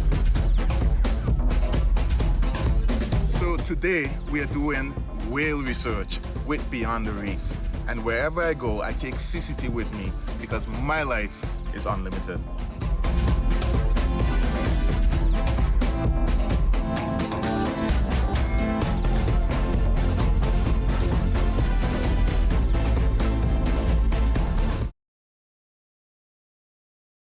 The 2023 also marked several impactful community milestones across the British Virgin Islands, and that, of course, included some new sports infrastructure and the return of the basketball team at the H-Lab-D Stout Community College, highlighting the resilience, growth, and promise for the future in the Virgin Islands. Let's take a look. This past year marked several impactful community milestones across the British Virgin Islands, highlighting resilience, growth, and promise for the future. Elmore Stout High School returns to campus. The time has come, a fitting theme adorned to the ceremonial opening of the Elmore Stout High School as it emerged from a completed redevelopment project. The school year for ESHS opened in grand style on January 3rd with a well-attended ceremony at the campus. A brief look at the program would reveal that not only were some of the BVI's highest-ranking officials and most competent authorities represented that day, but that all those made to speak had at some point populated the Elmore Stout High School, or the BVI High School as it was once known. Opening remarks were delivered by Premier Dr. the Honorable Natalia Wheatley, who noted the occasion as another proud milestone in the territory's journey to recovery. Today we celebrate another proud milestone in our journey of recovery from Hurricanes Irma and Maria, and in the continued development of our Virgin Islands. But most importantly, we celebrate the fact that our secondary school students, teachers, administrators, and principals on Tortola are returning to their rightful home and a facility that is fit for purpose and conducive to teaching and learning. A facility that they deserve to have. The completion of these buildings for the Elmore Stout High School campus is a monumental achievement for our people. It is yet another testament to what we can achieve by working together, having a positive attitude, and maintaining confidence in the capabilities of our people. The opening of the Road Town Market Square. The rebuilt Road Town Market Square opened in February to host vendors, though additional works were still pending. The facility represented a revitalized infrastructure for commerce and culture. We all know the Market Square project. It commenced with a groundbreaking ceremony on the 12th of October 2020, and this is a signature project of the government of the Virgin Islands to foster entrepreneurship and economic growth. The city of Road Town has been without a market for several years. And this government ensured that this was one of our priority projects to be executed. The Market Square is a historical site which was established in the 1970s and was the fourth official market day venue in the territory.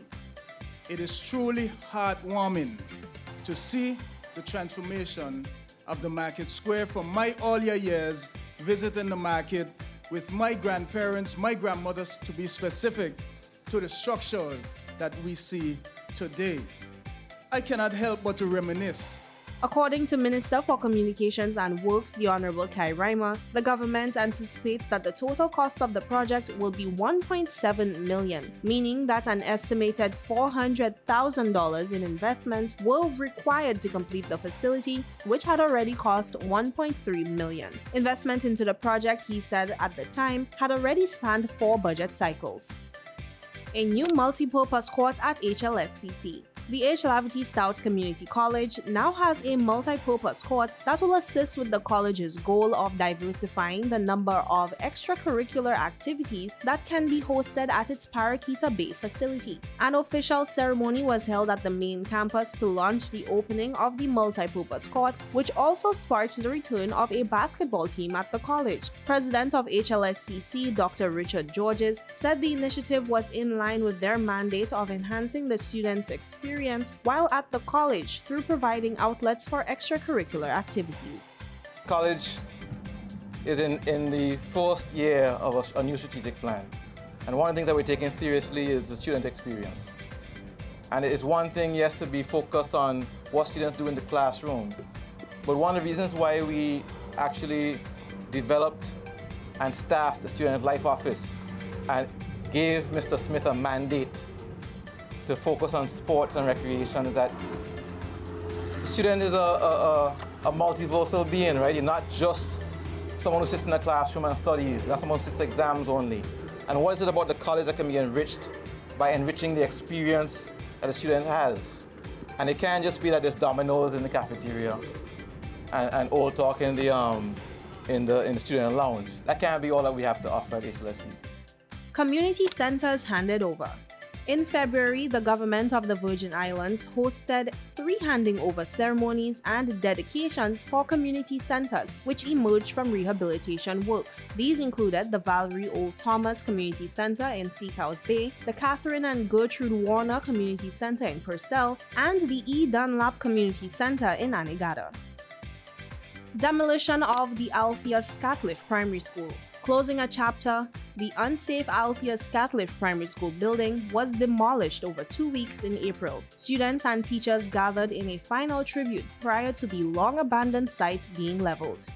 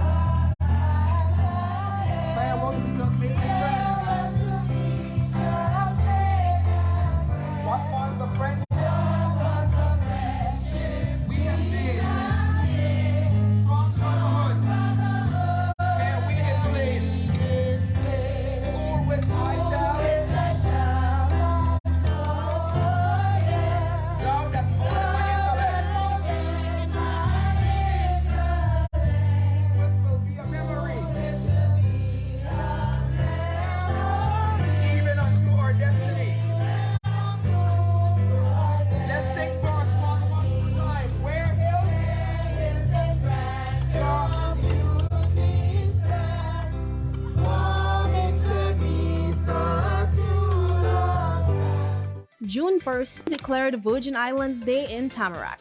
The city of Tamarack in Florida officially marked June 1st as Virgin Islands Day in honor of deep friendship ties. The date coincides with the launch of American Airlines' direct Miami flight. The proclamation highlighted the relationship between the Virgin Islands and the city of Tamarack, stating, quote, "The people of the Virgin Islands share deep bonds of friendship and familial ties with many citizens and residents in the United States, the state of Florida, and the city of Tamarack."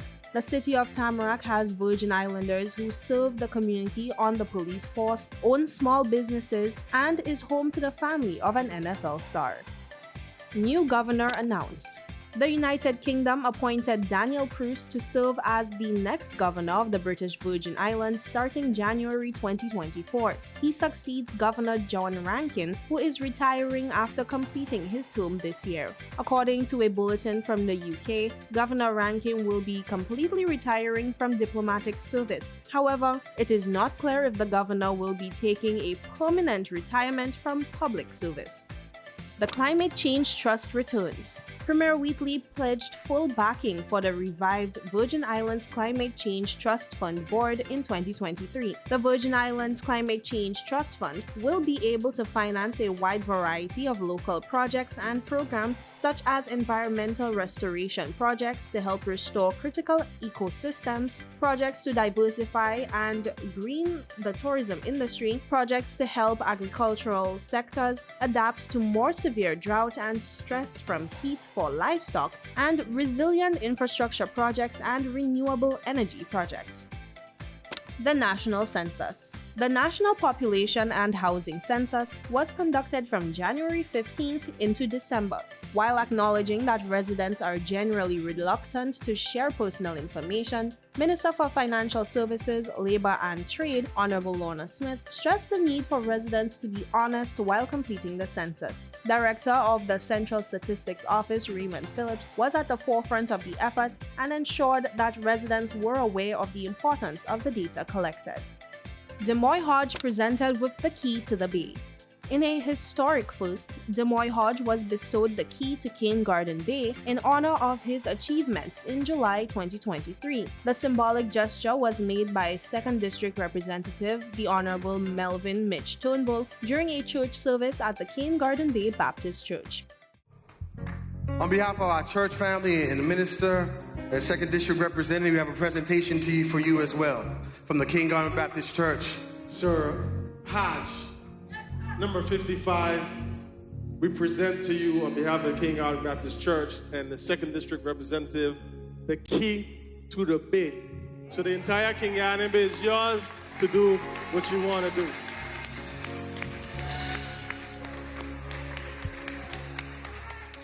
Hundreds graduate and take the next step in their educational journey. Milestone ceremonies were held for 177 Elmore Stout High School graduates and 142 H. Lavity Stout Community College graduates with several top performers. The perseverance and resilience of the Elmore Stout High School class of 2023 was celebrated during a momentous graduation ceremony held at the Multipurpose Sports Complex in Roadtown. Salutatorian Desiree Maynard marks the occasion as a celebration for the graduating class. With the power and authority of God's word, I stand before you today filled with immense pride and gratitude as the salutatorian of the remarkable class of 2023. To our dignitaries, distinguished guests, esteemed faculty and staff, parents, family, and well-wishers, I say welcome. Welcome to the most awaited event of the year, the graduation and liberation of the Elmore Stout High School class of 2023. Among 177 graduates that day, 81 achieved high honors. Additionally, 8 graduates were ranked among the top 10 in the territory. Meanwhile, a total of 142 students graduated officially from the H. Lavity Stout Community College following the college's 30th graduation exercise. Record enrollment at HLSCC. The growth of the H. Laverty Stouts Community College continues on an upward trajectory, with one of the largest turnouts recorded for orientation ahead of the 2023 fall semester. The college had recorded the highest number of duly enrolled students this semester at 70. According to the college, duly enrolled student refers to high school students who are taking high school and college courses simultaneously. The high numbers resulted in the college experiencing a large turnout during their orientation for new students ahead of the semester. The launch of the Public Service Learning Institute. The Virgin Islands Public Service Learning Institute was established to enhance training and governance of civil servants. Deputy Governor David Archer said it would elevate the standards across the public sector. The institute will stand as an institutional and governing body for the training and development of all new and existing public officers and will endeavor to ensure officers have the necessary skills and abilities they need to carry out their duties. Construction begins on the Eslyn Henley Riches Learning Center.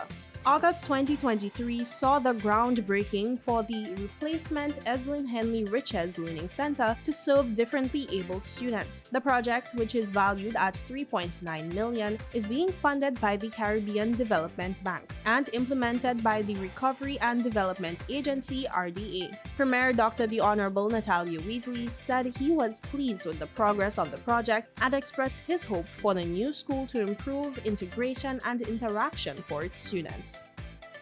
And we look forward to be able to provide services to all the young people in our community, because one thing we have to improve on as a community is equity, to ensure that all members of our society have a certain standard of services, regardless of whether how you are able to. And regardless of where you live, whether in a sister island of Virgin Gorda, Tortola, Anegada, etc. And it's an area that we're working hard to be able to deliver. So I'll keep my comments short just to say I'm extremely pleased that we are here today. I congratulate the Minister of Education and her team, as well as the RDA, to getting us to this point.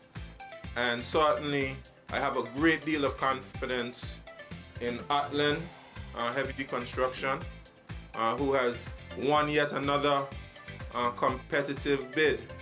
And we just saw Kyron McMaster win the silver medal in the World Championships. And my cousin Diane knows how to compete, being a former athlete himself. So he doesn't need anything to be given to him. He works hard and he earns it. And I'm very pleased, I would say, with our Virgin Islands contractors, that they continually display that they are fit for purpose. Inaugural anti-illicit finance meeting hosted in the BVI. In September, the BVI convened representatives from the United Kingdom and overseas territories for an inaugural conference on combating illicit finance. Officials from governments of Anguilla, Bermuda, the Cayman Islands, Montserrat, and the Turks and Caicos Islands, as well as the United Kingdom, were in territory for the meeting, while representatives from the governments of Falkland Islands and St. Helena participated virtually. The meeting was co-chaired by the UK Foreign, Commonwealth and Development Office and the Government of the Virgin Islands. Asphalt plant commissioned. A major milestone came with the Public Works Department's asphalt plant coming fully online to meet road resurfacing needs after significant delays. The department wasted no time to get to work after achieving this milestone. Students compete in Singapore. Team BVI represented the territory for the first time at the Global Robotics Challenge. Despite fierce competition, they ranked 143rd out of 191 teams. Reflecting on their journey from the opening ceremony to the day of the final event, Team BVI expressed immense satisfaction with their growth and experience. They said, quote, "Our experience and growth from day one until the end of this event is beyond what we could have ever imagined." Team British Virgin Islands. Coming from a country that comprises around 60 tropical islands, this is the first time that we have British Virgin Islands participated in the first global event. We're excited to have them here. They're excited to be present. Let's enjoy this show. New children's playground in Anegada.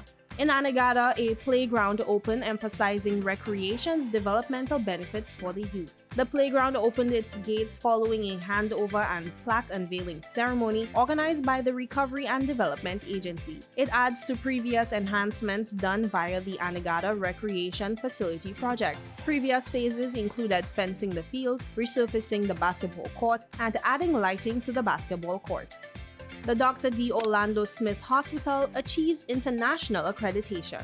The Dr. D. Orlando Smith Hospital has been granted full accreditation from the esteemed accrediting body DNVGL, making it the first Caribbean institution to be recognized by the organization. The achievement follows the initial accreditation in 2020, which necessitated follow-up evaluations by DNVGL. Following the final successful assessment, the Dr. D. Orlando Smith Hospital is now a proud recipient of a comprehensive 3-year accreditation certificate.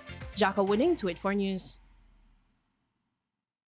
See, exactly like I said, it's been a very busy year in the Virgin Islands. And of course, one of the things we'd have seen is a lot of projects starting out, groundbreakings. So we can only wait to see how these things turn out. One of the projects I know that has been in its advanced stages is, of course, the multi-purpose center in Just Van Dyke. Yes. And we should be seeing Highly the commissioning anticipated, of that complex in 2024, hopefully very early on, because our last update from the RDA was that they were basically done. And we also want to look for and hope for those persons. We would have touched on transport and tourism earlier, but also the West End ferry terminal has also been one of the big projects that there have been so much work from the RDA. We do know the RDA have been doing a good job in getting some of these projects rolled out and completed. So fingers crossed again, Ron, my optimism for 2024 when it comes to that. And on the sporting arena, of course, the Greenland Field, when it comes to that sporting arena, that has been talked about. Financing, of course, has been allocated, but we're yet to see a start when it comes to that.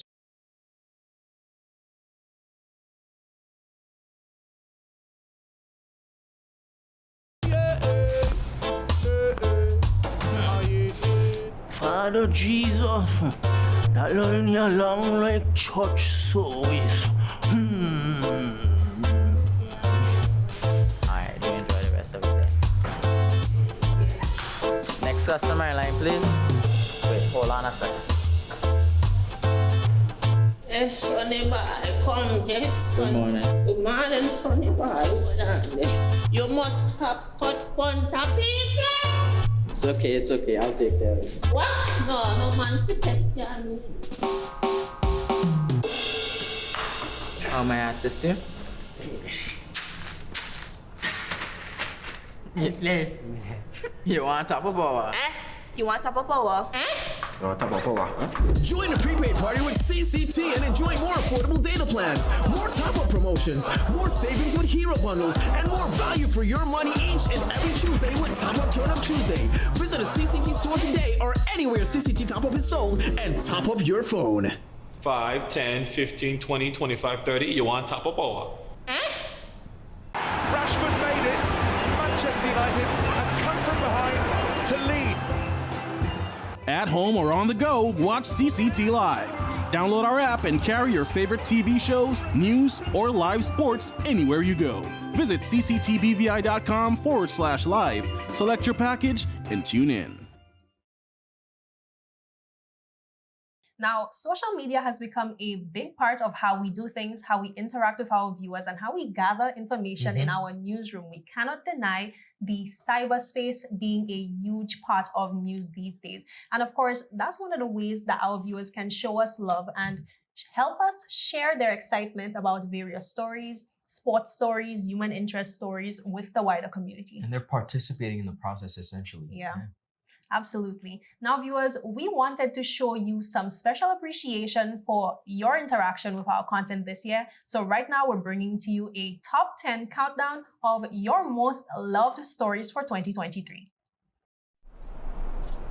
This short list represents the news that resonated the most powerfully with our audience among the thousands of stories covered in 2023. We recount from 10 to 1 the events and personalities that stirred up the most excitement, debate, and viewership online to become To It For Media's biggest viral sensations.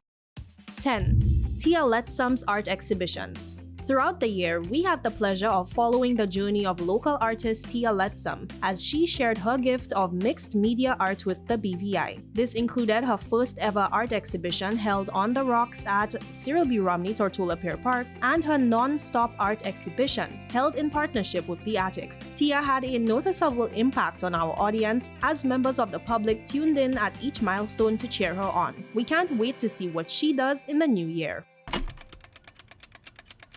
9. SpaceX.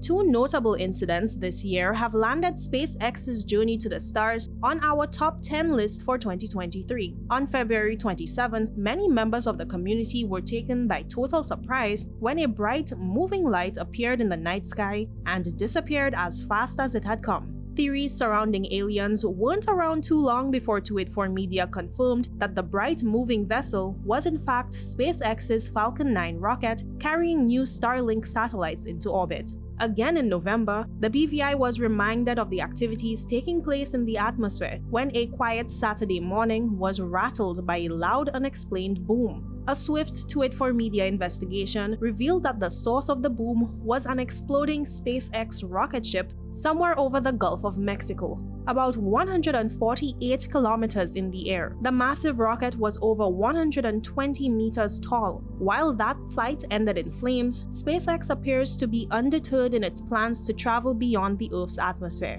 We can be certain that it may be worth keeping an eye on the sky in 2024.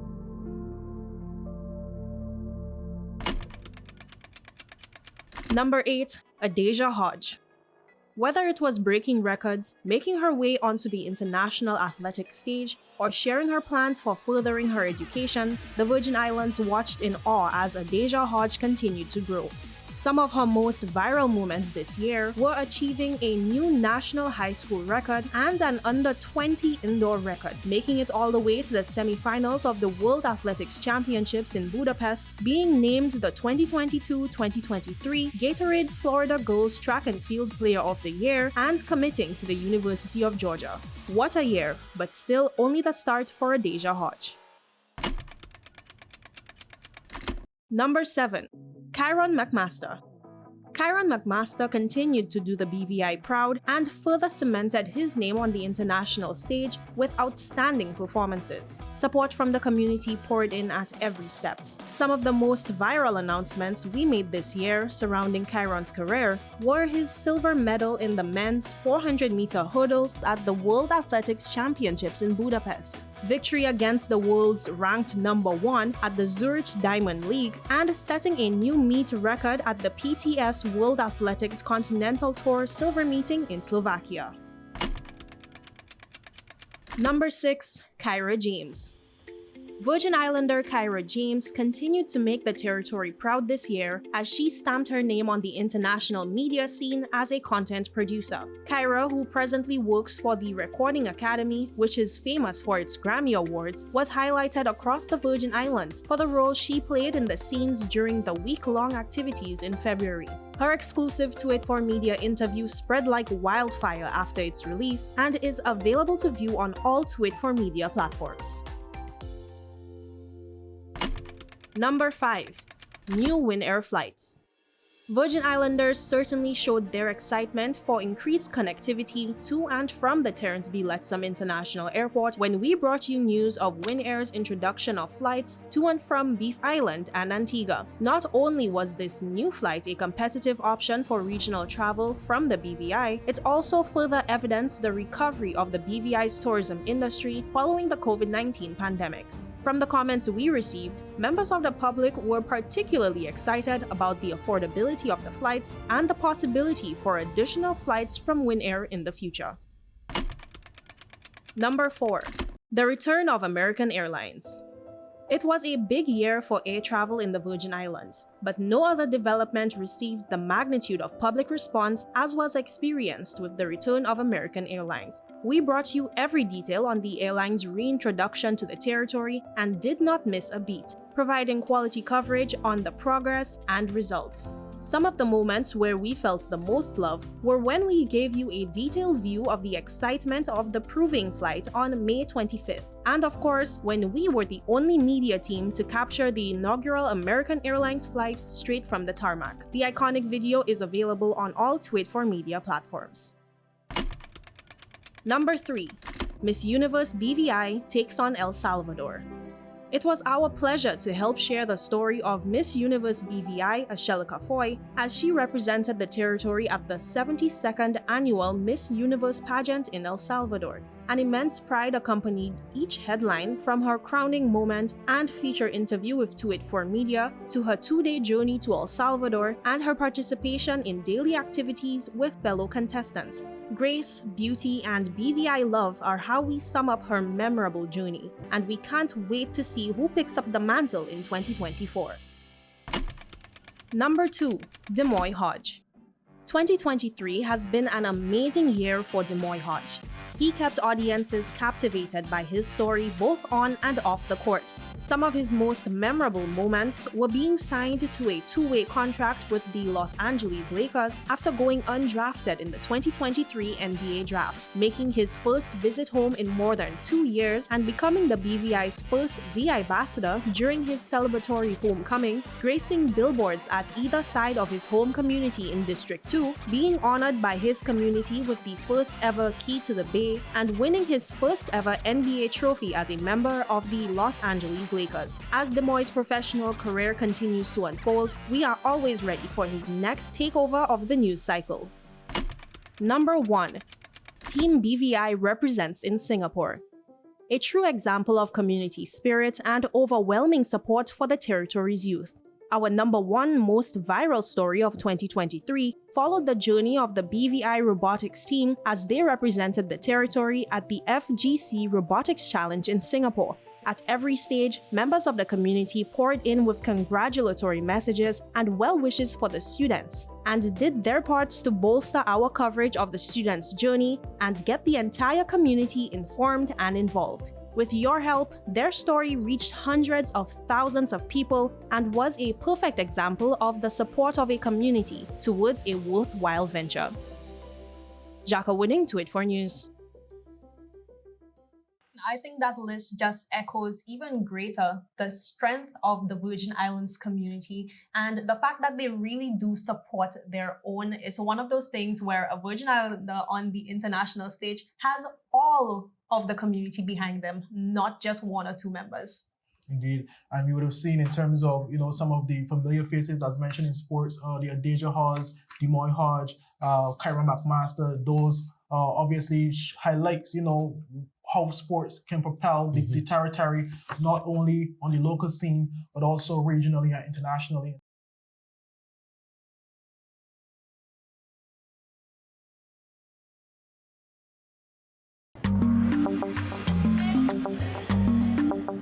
Yo, everything good, Dad? Aye. This thing got me one way, Daddy. What do you mean? Ever since I hook up with this thing, I can't eat, I can't sleep. This is the first thing I touch it when I reach home. What do you really?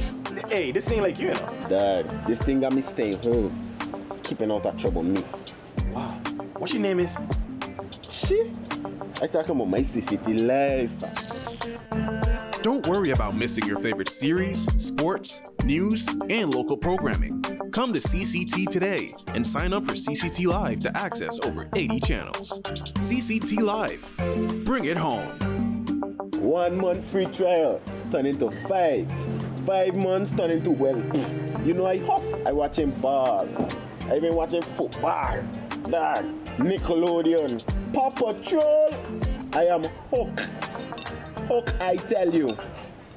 At Higher BVI, we're not just about business. We're about empowering lives, and that is because we aspire to inspire. By choosing us, you're supporting a company that believes in equal opportunities, diversity, and community growth.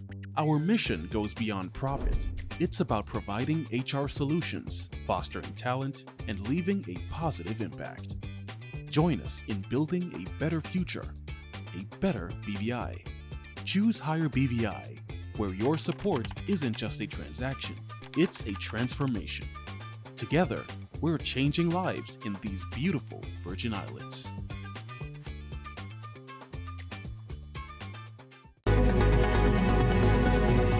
As we transition to this segment, we look at some of the top international and regional stories which directly impacted the BVI. Well, let's take a look.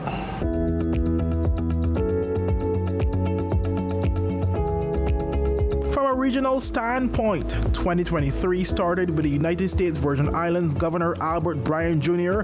and Lieutenant Governor Tregenza Roach being sworn in on January 2nd, following their second successful election back in November 2022. The inaugural ceremony occurred at the Emancipation Garden in St. Thomas to recognize Bryan as the 9th elected governor and Roach as the 12th Lieutenant Governor of the United States Virgin Islands. Premier Dr. the Honorable Natalia Wheatley and other dignitaries from the BVI were also in attendance. January 2023 also saw Olympic sprint legend Usain Bolt losing approximately US $12.7 million worth of investment after Jamaican investment firm Stocks and Securities Limited reported a massive internal allegation of fraud. The incident reportedly impacted more than 30 individuals, including Jamaican Bolt, and according to reports, the total loss amounted to more than $1.2 billion Jamaican. Bolt and the other investors are yet to receive their lost funds. Also in January, the Gaston Brown-led Antigua and Barbuda Labour Party regained power for their third consecutive term in office after narrowly scraping a victory in the country's January 18th general elections. At the end of counting, the ABLP had claimed 9 seats, a significant drop from its former stronghold of 15 of the 17 available seats in the House of Assembly. In February, a British family made history by issuing an apology and paying reparations to the island of Grenada. In the presence of public officials, delegates, students, and residents from the community, members of the Trevelyan family made a public apology to the people of Grenada on behalf of their ancestors. That family had owned over 1,000 enslaved Africans who worked across 6 sugar plantations in Grenada. After abolishing slavery in 1834, the Trevelyan family was paid 26,868 euros the following year in compensation by the British government. In addition to their apology, the family donated 100,000 euros fund to the country of Grenada. In April, CARICOM declared a war on guns as the CARICOM heads emerged from a 2-day regional symposium to address crime and violence as a public health issue. The official declaration stated, and I quote, "We declare a war on guns to combat the illegal trade which provides the weapons that contribute significantly to crime and violence in our region, causing death, disabilities, and compromising the safety of our citizens. We call on the United States of America to join the Caribbean in our war on guns and urgently adopt and take action to stop the illegal exportation of firearms and ammunition into the Caribbean," end quote. But action in this regard kicked off with a decision to ban automatic rifles in the civilian population of CARICOM nations. In May, tens of millions of people tuned in to watch the historic coronation of King Charles III at Westminster Abbey in London. The 2-hour ceremony, which also saw his wife Queen Camilla being crowned, was broadcast across the range of channels, with viewing reportedly peaking at 20.4 million. It began at approximately 10 a.m. British Summer Time with a procession to Westminster Abbey in the horse-drawn Diamond Jubilee State Coach, where thousands of persons cheered on as the king made his way through an honor guard consisting of 1,000 members of the British Armed Forces. Also in May, the Caribbean Examinations Council commenced investigations into an unauthorized release of its Caribbean Secondary Education Certificate Mathematics Paper 2 after students across CARICOM sat the exam. There was a confirmed report of students having access to the exam prior to its scheduled sitting in St. Vincent and the Grenadines. CXC concluded in their investigations that the leak originated out of Jamaica. In June, the world continued to witness political instability in the United Kingdom government, with the previous Minister for the Overseas Territories, Lord Zach Goldsmith, resigning. In a lengthy resignation letter, Goldsmith attacked UK Prime Minister Rishi Sunak's record, accusing him of apathy on climate change issues. Goldsmith said Sunak's stance on climate change issues proved challenging for his role as Environment Minister, making it, and I quote, untenable. That instability continued months after, with Sunak surprisingly appointing former Prime Minister David Cameron as the country's new Foreign Secretary in November as part of his broader cabinet reshuffle. Cameron, who served as Conservative Prime Minister between 2010 and 2016, replaced James Cleverly, who was moved to the role of Home Secretary. Cleverly took over the role from Suella Braverman, who was sacked from the previous week following a controversial article she released surrounding pro-Palestinian protests. In July, we saw Trinidad and Tobago confirming its first case of the monkeypox virus, according to health authorities there. The patient was a middle-aged man with a history of international travel. The diagnosis was confirmed by the Caribbean Public Health Agency, and the country later recorded 2 additional cases. Jamaica and the Bahamas also had positive cases in 2023. In August, Antiguan's Keisha Shahaf and Antasia Mayers created several historic feats after completing the first private astronaut flight by Virgin Galactic. The duo became the first mother-daughter pair to go to space, the first female astronauts from the Caribbean, and the 6th and 7th black women to go to space. Mayers also became the youngest person to go to space. The Spaceline company, which was founded by British Virgin Islander Sir Richard Branson, also achieved the feat of flying the most women in a single space mission. Also in August, a massive explosion rocked a busy market area near the capital of the Dominican Republic and left a trail of destruction that claimed the lives of more than 24 people, including a 4-month-old. The death toll, which initially started at 11, surged to 31. On the entertainment scene, 2023 also saw the inaugural Caribbean Music Awards, which was hosted by Haitian music legend Wyclef Jean.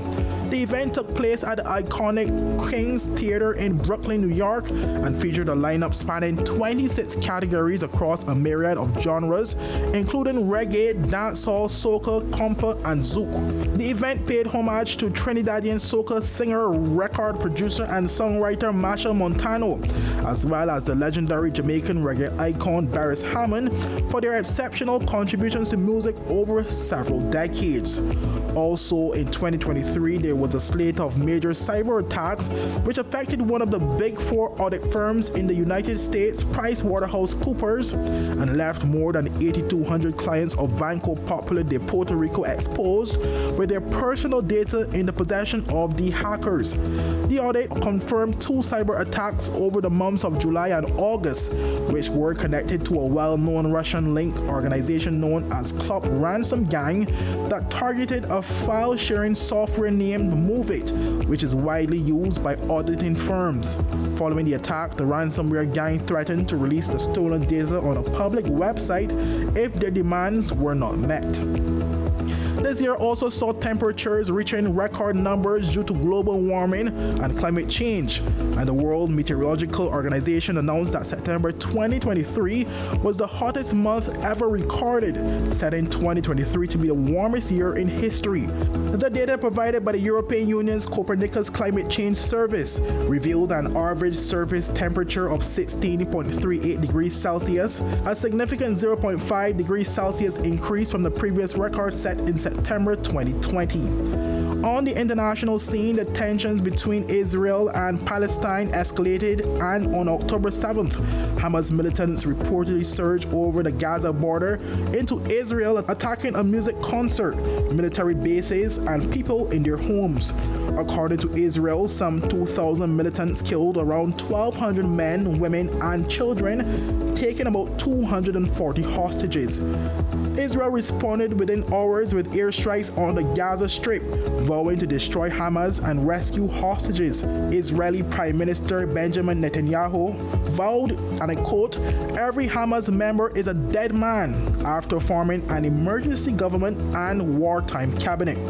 For weeks, Israel's military pounded Gaza with artillery and airstrikes. Then it launched a ground offensive, sending troops into Gaza to divide it between north and south. The United Nations says 40,000 homes have been destroyed, along with bakeries, schools, hospitals, and Gaza health officials say Israeli attacks have killed at least 15,000 people and wounded 40,000 others. Last but certainly not least is the escalation between Venezuela and Guyana that raised significant concern not only among the citizens of Guyana but also across the region. The root of the tension stems from the 62,000 square mile border territory around the Essequibo River, which is mostly jungle and an offshore area where massive discoveries of oil and gas have been made. Both countries claim ownership of the territory, which is sparsely populated and whose much disputed border was agreed upon under an 1899 decision when Guyana was still part of the British Empire. Venezuela reactivated its claim to the territory in recent years after the finding of some 11 billion barrels of recoverable oil and gas off Guyana's coast. Venezuela won the support of its people in a referendum recently held, which followed with its president Nicolas Maduro pledging oil and mining exploration in a claimed area and issuing notice to existing companies already operating offshore Guyana to pack up and leave within 3 months. Analysis and sources in Venezuela have said the referendum, in which voters also rejected the International Court of Justice jurisdiction over the case, will not translate to an actual invasion. It is, they say, an attempt by Maduro to show strength and gauge support for his government ahead of their 2024 presidential elections. Guyana's government has questioned turnout figures given by Maduro's government for the referendum. Electoral authorities spoke about 10.5 million votes on the 5 referendum questions, but later said that figure referred to total voters. However, it was also reported that several witnesses saw several poorly attended polling places during the vote. Guyana had asked the ICJ to bar the referendum, and while the court did not go that far in its ruling, it prohibited Venezuela from taking any action that would change the status quo of the case. Maduro has repeatedly said the referendum is binding, though the vote was previously referred to by his government as, and I quote, consultative. In response to Venezuela's action, Guyana's President Ifran Ali said the country will report Maduro's comments about proposed oil development to the United Nations and the ICJ, and that he has spoken with the UN Secretary General Antonio Guterres. His country's armed forces were on high alert after Venezuela had declared itself an outlaw nation and blatantly disregarded the ICJ orders. Ali also sought to calm potential investors, saying Guyana has been assured of support by partners and the international community. Venezuela's foreign minister said on social media he spoke to his Guyanese counterpart about what he called Venezuela's unappealable mandate. Well, viewers, they would have seen lots of top international and regional stories this year, but the one that would have impacted the region the most is the Guyana versus Venezuela tensions that we would have seen somewhat quelled in a recent meeting, but following such, more, we have to obviously keep our eyes in 2024 to see whether they stick with the agreements that were made. Absolutely. I mean, that's a story we have our eyes on. We have our eyes and our hearts with the people of Ukraine, the people of Gaza, and the people of Congo, because those are still developing stories as well. Can't we all just get along? I mean, I think it's imperative, and I think that as regional counterparts, what I think is most important is that, let's just take, for example, the Venezuela situation. I would hope that the region would have come together a little bit more and really supported and really ask these two entities to make the best for not only themselves but for the people. Absolutely. And I think one area where we would have seen the Caribbean community really coming together, Caribbean community, CARICOM, of course, is on the war on guns. We saw CARICOM declare a war against guns this year. We're going to really see how that unfolds next year and how they address the issue that, of course, there aren't guns manufactured in the Caribbean. We know where they're coming from and we need to stop them from coming. And also too, in terms of what the international and regional segment highlighted, is that the BVI isn't the only territory to be facing similar issues. You know, we have our issues with guns and drugs as well here in the BVI, and it goes to show, you know, that more needs to be done in the region. One of the things that I need us to solidify as a region has to be regional travel. I mean, we talked about, you know, the transportation aspect, but as a region, it is so increasingly difficult for us to communicate and for us to get from one point to the other. So if we could do nothing else in 2024, let us please have some sort of and it's not okay to have a MOU. It's not okay to just talk about it lip service. Let's connect the people of the region increasingly more, because it's hampering us in so many different ways, and it's literally unacceptable. Absolutely. Hopefully we do see Caribbean governments coming on board to support the ferry initiative that's being talked about all over on social media right now, that would allow people to travel between the countries for cheaper prices than taking an airline right now. I know who wouldn't be traveling on those ferries. Certainly not me.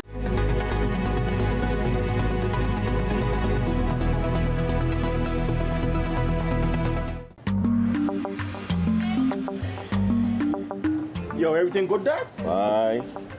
This thing got me one way, Daddy. What you mean?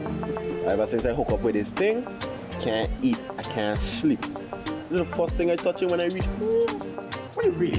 Hey, this ain't like you, know. Dad, this thing got me staying home, keeping out of trouble me. Wow. What your name is? She? I talking about my CCT life. Don't worry about missing your favorite series, sports, news, and local programming. Come to CCT today and sign up for CCT Live to access over 80 channels. CCT Live. Bring it home. 1 month free trial turn into 5. 5 months turn into, well, you know, I watching ball. I been watching football. Dad, Nickelodeon, Paw Patrol. I am hooked. Hook, I tell you. At Higher BVI, we're not just about business. We're about empowering lives, and that is because we aspire to inspire. By choosing us, you're supporting a company that believes in equal opportunities, diversity, and community growth. Our mission goes beyond profit. It's about providing HR solutions, fostering talent, and leaving a positive impact. Join us in building a better future, a better BVI. Choose Higher BVI, where your support isn't just a transaction, it's a transformation. Together, we're changing lives in these beautiful Virgin Islands.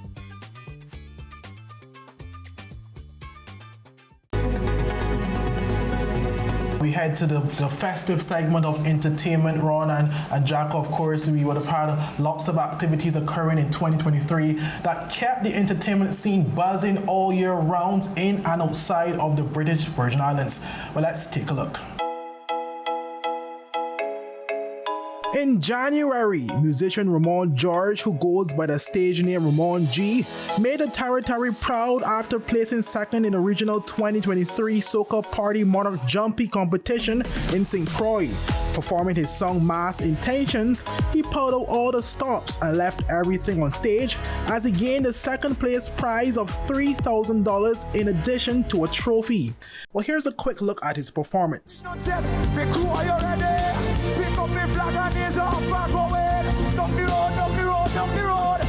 can't wait for today. Can't wait to touch the road, so we can party and play. While it's been down the road, I can't wait for parade. The entertainment activity continued in February, starting with Virgin Islander Kyra James, who stamped her name on the international media scene as a content producer for the role she played behind the scenes during the Recording Academy's Music Here Gala during the Grammy Awards week. Also in February, the BVI Rec Week made a return to the territory after a 3-year hiatus due to the COVID-19 pandemic and was considered a success as it was well received by both locals and visitors from abroad. The beauty and diversity of the various dive sites visited across the territory's waters were highlighted and rated as amongst the best in the world by Deputy Editor of Scubaverse Media, Caroline Robertson Brown, who traveled to the territory to participate in the BVI Rec Week 2023. In March, Virgin Islanders were given a glimpse of the artistic ability of Tia Letsom as she held her first solo art exhibition at the Cyril B. Romney Tortola Pier Park. There, visitors and residents got the opportunity to view and purchase some of her pieces and got a taste of the skills she developed since first taking up art at about 10 years old. Letsom also had other art exhibitions in 2023, including a non-stop art expo in the Attic Lounge at the Pier Park. March also witnessed the 50th BVI Spring Regatta and Sailing Festival, where approximately 70 boats representing an estimated 13 countries across the world participated in the festival. The week-long event, which commenced at Nani Key Tortola with an estimated 1,000 sailors, concluded on Sunday, April 2nd, with contestants receiving numerous awards for top placements in their respective racing divisions. Patrons who were present on the grounds of Nani Key also got to enjoy the food and drinks available by the respective vendors and sponsors, as well as the entertainment, which included a full spectacle of fireworks following the award ceremony. Over on the sister island of Virgin Gorda, early April was filled with lots of entertainment as the island commemorated their annual Easter Festival, which honored Miss Dawn Flats in the 2023 edition. Competing in one of the pillar events, the 2023 Ralph T. O'Neill Easter Hat Parade, Flats came out as the winner to win the grand prize of $1,000 for her well-designed hat. She managed to dethrone two-time defending winner Dwayne Leonard Jr., who won the Best Silly Hat Award. The Best Straw and Coconut Weave Hat Award went to Julie Swartz, while Sister Joyce won the Most Creative Hat Award. The 2023 Virgin Gorda Easter Festival also welcomed back its Monday Parade, which commenced on Lee Road and proceeded to the Virgin Gorda Recreational Ground. Among the participants were We Jamming 5 Stars of Little Dix Bay Resort, the Light Festival Troupe, which was dedicated to the memory of the late Darlene Henry, and Showstoppers Dance Group of St. Thomas, U.S. Virgin Islands. In the Calypso competition, Reynold King Pedro Phillips received his 12th Calypso title in the BVI after winning the Dawn Flats Easter Festival 2023 Calypso Monarch. The whole world, yes, they're laughing at me when our leaders get their hands dirty because of blemish on the whole country. It's about time I tell the people of the BVI, hey, my interpretation of the scene. So many reasons. Take them but I'm gonna lock up by you. You can send them down to investigate, and they find dishonest people. They call it Commission of Inquiry. I call it Millie and it's sweet for so. King Pedro received a total of 313 points to claim his 7th title on Virgin Gorda, to add to his previous 5 on Tortola. The Calypso King performed his 2 songs, One Consequence, the Malay, and 2 God Save Our Country. In May, the Levericks Bay Resort and Marina welcomed back its 19th annual Poker Run event after a 3-year hiatus due to the COVID-19 restrictions. Anegada resident Peter Penman won the event, pocketing $8,000 for his winning hand, while second place was taken by businessman Enos Aaron, who received $5,000, and third place to Tiger Nikki, who won $2,000. June saw Naomi Onufuyu of Elmore Stout High School being awarded the 2023 Junior Ambassador of Tourism title at the Eileen L. Parsons Auditorium at the H. Laverty Stout Community College campus in Parakeeta Bay. Naomi then went on to conquer the Caribbean Tourism Organization's Youth Congress held in the Turks and Caicos Islands in October to be crowned the Regional Junior Ambassador of Tourism. She competed against representatives from 14 other Caribbean islands. Also occurring in June was the controversial free non-stop concert that was funded by the government of the Virgin Islands through a $250,000 grant. The event was organized by the British Virgin Islands Tourist Board to celebrate the successful June 1st, 2023 launch of the American Airlines non-stop service between Miami in the United States and the British Virgin Islands. The event was deemed a success after hundreds of residents reportedly flocked to the festival grounds in Rotown to capture the performances of headliner Jamaican dancehall recording artist Conscience, United States Virgin Islands Rock City, and local stars Monet, Vibe, Jeremy Poole, Kamal Georges, and Grim Reaper. In July, the month kicked off with the highly anticipated second annual One Virgin Islands Poker Run event, which concluded at the Paradise Bar and Restaurant. Local Clifford Thomas won a grand prize of $10,000 of the 136 registered participants. Runner-up went to Tafara Phillips, who received $4,000, while Romeo Rapsat collected $2,000 for third place, and Angel Barronville $500 for finishing fourth. Christmas in July was another major event that occurred in 2023 and was dubbed the most successful of all 11 editions, with a record sum of 5,500 people and 475 vessels reportedly in attendance. The 11th edition of the event also stood out for the environmental protection efforts, which included prohibiting the use of plastic bottles of cups, placing recycling stations throughout the beach to avoid pollution, and selling over 3,800 of the event's official reusable tumblers. Wally Castro Marine, the organizer of the event, later announced that $6,000 was donated to Beyond the Reef, a non-profit organization in the territory, from the proceeds generated from the sale of the reusable tumblers. July also saw the 2022 Miss British Virgin Islands, Jorina Penn, represented the territory at the 60th edition of the JC's Queen Show in Antigua at the Antigua Recreation Ground. Another big event in July was the Prince and Princess Show, which saw Jerron Sprayett and Denia Winter being crowned the 2023 Prince and Princess. Winter won Best Evening Wear, Best Is a Snack Creative Wear, Best Introductory Dance, and Best Introduction Speech, in addition to the Photogenic and Popularity Awards. Meanwhile, Sprayett won awards for Best Evening Wear, Best Is a Snack Creative Wear, Best Introductory Dance, Best Dress, Best Introduction Speech, and Best Talent. Also in July, the highly anticipated annual Summer Sizzle BVI was lauded as an unforgettable experience following the completion of the 4 days of activities that culminated on Sunday, July 30th.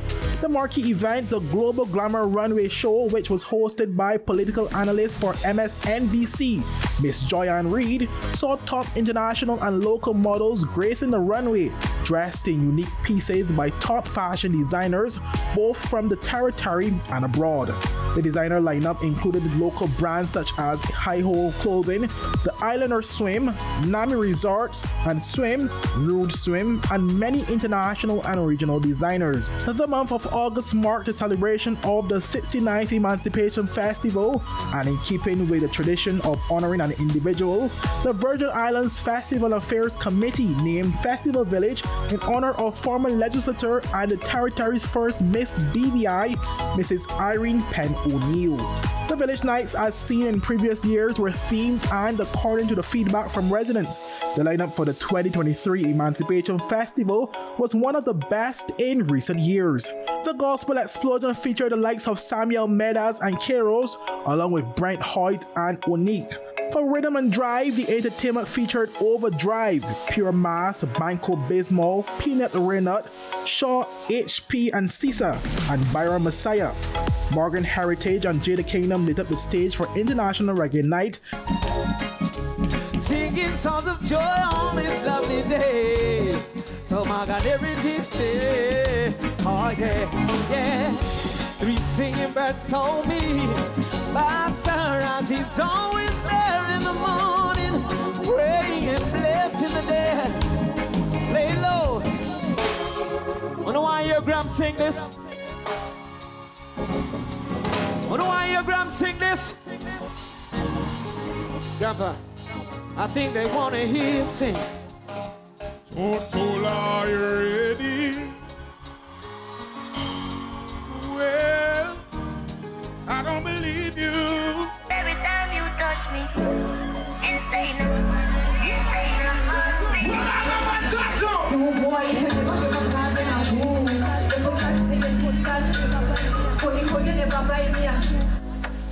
You say I don't usually act like this and you're right.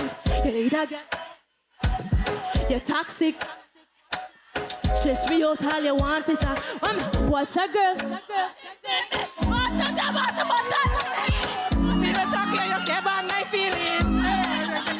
You treat me, and that's not bad. The only thing exciting about us, you are dealing with me. And Kes the band certainly did not disappoint on the International Soca Night. I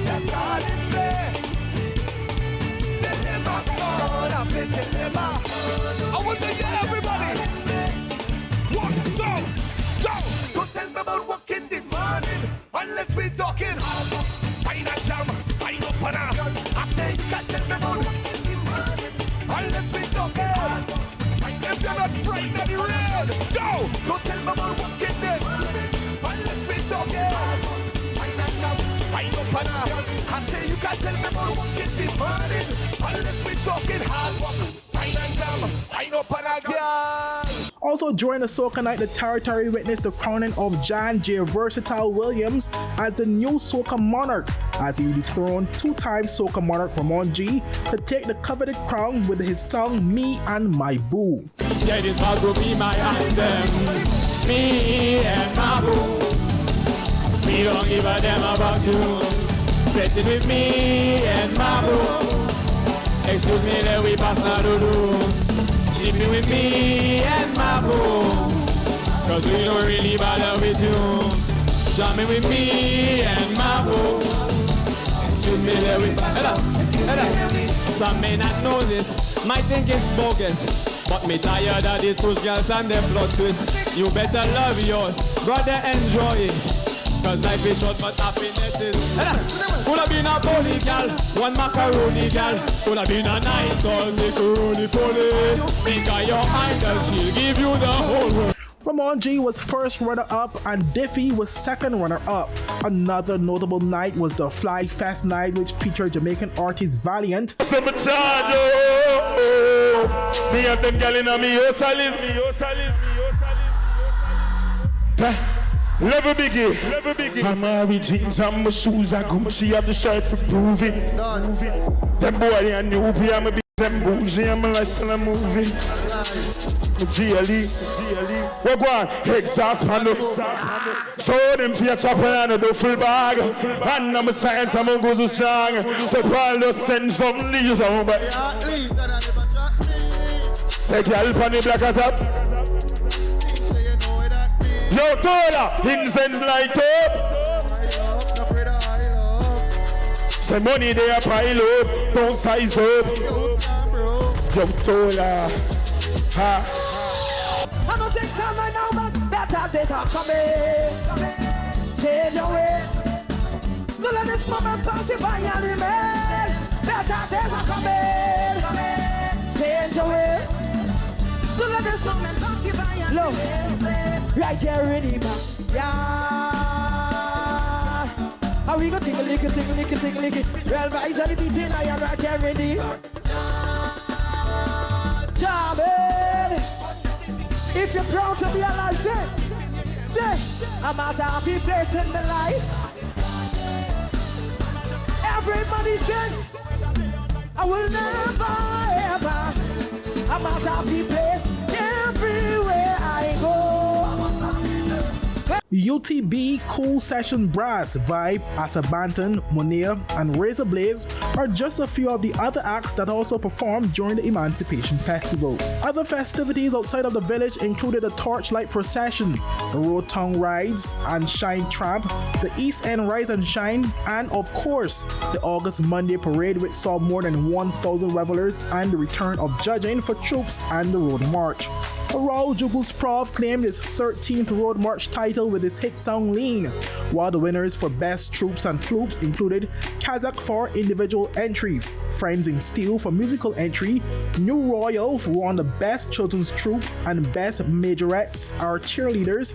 Treasures of the BVI won Best Adult Troupe, The Way We Were won Floop, and the BVI Optimum Sky Dancers won Moko Jumbies. And last but not least was the Unforgettable Giant Whale entry from Beyond the Reef, which saw them securing the Best Floats category. The month of August was also filled with several prestigious pageants, the first being Miss Junior BVI. Ariella Oliver was crowned the 2023 winner after taking 5 of the 8 categories, which included Best Introduction Speech, Best Black and White Affair Rare, Best Talent,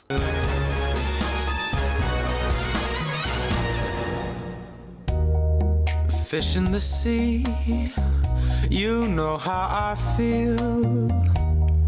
River running free, you know how I feel.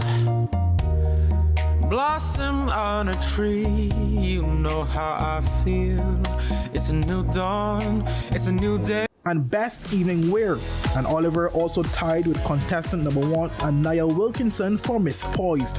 Next up was the Miss BVI pageant, which saw Anika Christopher being crowned the new Miss BVI. Christopher won Best Introduction and Best Intellect.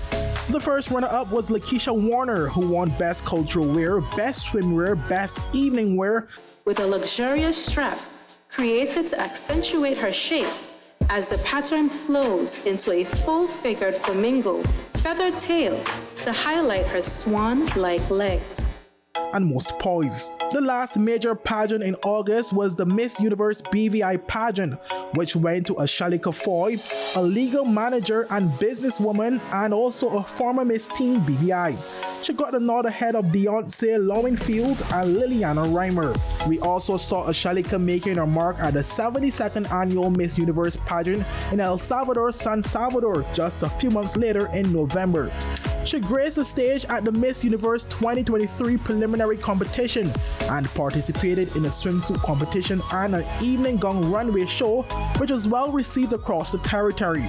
The pageant was won by Shanice Palacios of Nicaragua. On the fashion scene, Bianca Halbert, a fashion model with strong Virgin Islands roots, was featured on a huge New York City billboard for Steve Madden, a fashion company based in Long Island City, New York, that designs and markets shoes and fashion accessories. An Instagram photo showing Halbert on the billboard went viral across the territory. Staying in fashion, it was also a busy year for Virgin Islander Arthur Del Beto de Grade, a 19-year-old from Tortola who has quickly risen to prominence in the fashion world. In addition to walking for Prada in Milan, Del Beto graced the runways of fashion giants such as Alexander McQueen and Balenciaga. He also appeared during Paris Fashion Week. In November, it was all about the 11th Anegada Lobster Festival, which despite a lower turnout in 2023 when compared to previous years, still welcomed residents from all across the Virgin Islands, including the US, VI, and other neighboring countries from across the region. As part of this year's events, there were several new features that the BVI Tourist Board organized. Among those new features were additional ferries from within the territory, including, for the first time, New Horizon Ferry from Jos Van Dyke, along with ferries from neighboring USVI. There was also the addition of a fun park hosted by the BVI Recreation Trust, and the 2023 edition also saw a record high of 12 participating restaurants and vendors, including a new edition of the Party Cycle. Now to December, the annual Christmas in the city was once again hailed a resounding success, with visitors and residents enjoying 2 days of fun, food, and fellowship. The event saw a record number of vendors selling local products as well as toys. This year's event honored Keith Candyman Foy along with the original members of the Christmas in the City Committee. Also, the Elmwood Stout High School Music Department fulfilled the expectations of those who witnessed the memorable performances of the students at the return of their annual Christmas concert after a 4-year hiatus. A new feature was added, which was a pre-show showing the work of the technical and art students from the Joy Samuel Primary School. And last but certainly not least, BVI fashion designer Christine Fraser recently pulled off one of her biggest fashion shows to date on Sunday, December 3rd at an iconic location, the Roundabout in Rotong. Fraser, along with two of her mentees, Akeem Stanley and Jhaka Wooding, featured pieces from their individual collections. Stanley and Wooding presented a 5-piece collection to introduce their design aesthetic to the community, while Fraser showcased a 50-piece collection that spoke to swimwear, resort wear, costume, and avant-garde designs. As I intro that particular segment, lots of buzz indeed in the entertainment segment, and we have lots to look forward to in 2024, the 70th Emancipation celebrations, as well as the return, hopefully the return of the Music Fest as announced by Premier Dr. the Honorable Natalia Weekly in 2024. I will be coming on the road on sticks for the 70th, so just get your cameras out because we coming on the road. Now, big pressure on the Festival and Fairs Committee. They really do need to deliver for the 70th Emancipation Festival. I think the festival this year was pretty well received in the community, but they're gonna have to double it for the 70th. But that's the thing, for some, they would have spoken about, this year's festival being one of the best in recent times. How do you top that? But you know what's interesting? I wanna point this out, and this is one of the things that I find really, really interesting with the statement that was made by our Honorable Premier and he said many times that this was by far one of the best run festivals, and I have no problems with that. But how do you have a best run festival without a calypso show? Like, how is it possible? Community outreach persons are not able to express themselves, right? How is it even possible that we're gonna have festival without a calypso show? Let's bring the calypso show, because that is the way of persons within the community on the narrative and expression of music. That's their way to really express themselves and to carry out what is happening within the country. Well, hopefully those in the festival committee hear your cry and basically try to implement that for the 70th edition. Absolutely, that is a fair request, and I do think that a lot of members of the community would be right behind you in requesting that comes back to you the can 70th. have a festival without calypso show. It's just no.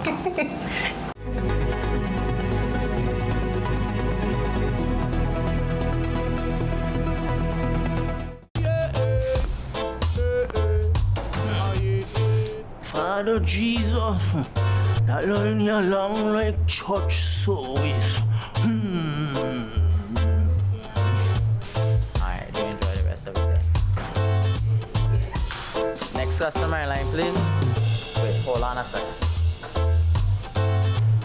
Yes, Sonny boy, come, yes, Sonny. Good morning. Good morning, Sonny boy. Hold on there. You must have cut fun to people. It's okay, I'll take care of it. What? No man to take care of me. How may I assist you? Yes. You want top of power? You want top of power? Join the prepaid party with CCT and enjoy more affordable data plans, more top-up promotions, more savings with hero bundles, and more value for your money each and every Tuesday with Top Up Turn Up Tuesday. Visit a CCT store today or anywhere CCT Top Up is sold and top up your phone. 5, 10, 15, 20, 25, 30. You want top of power? Rashford made it. Manchester United have come from behind to lead. At home or on the go, watch CCT Live. Download our app and carry your favorite TV shows, news, or live sports anywhere you go. Visit cctbvi.com/live, select your package, and tune in. Throughout 2023, the implementation of the recommendations of the Commission of Inquiry continued with various reports. Let's take a detailed look at the various reports, recommendations, and of course, the implementations of the Commission of Inquiry report.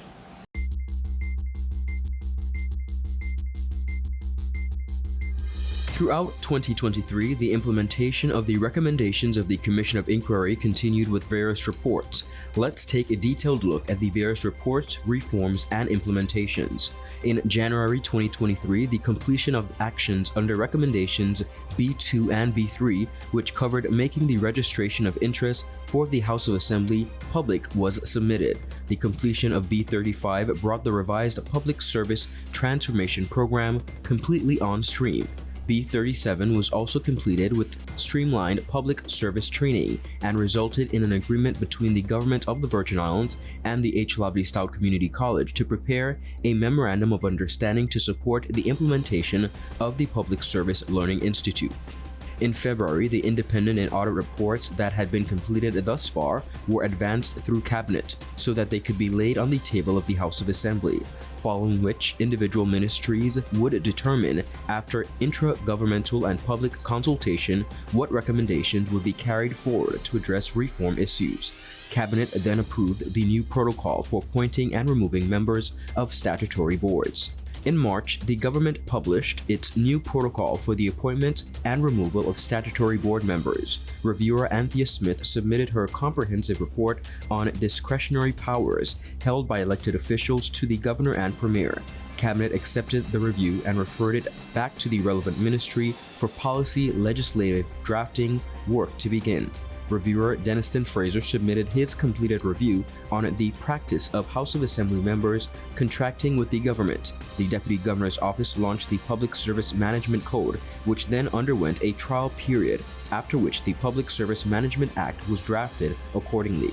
In April, the Auditor General submitted her audit of all grants for residency and belongship status under the Fast Track Scheme, COI Recommendation B34. The following independent reviews and audits were laid on the table of the House of Assembly and thereby made public. Internal Audit Department, the Clear Path to Regularization, Residency and Belonger Status Program, also known as the Fast Track Program, Audit Report, COI Recommendation B34. The Government of the Virgin Islands Protocol for the Appointment and Removal of Statutory Board Members, COI Recommendation B28. Statutory Board Reviews by Jamal S. Smith, COI Recommendation B25. Report on Investigation into Statutory Boards by Sheila N. Brathwaite, COI Recommendation B29. Report on the Discretionary Powers held by elected officials by Anthea Smith, COI Recommendation A3. Virgin Islands Crown Lands Distribution Policy Review Report by David Abendigo, COI Recommendation B30.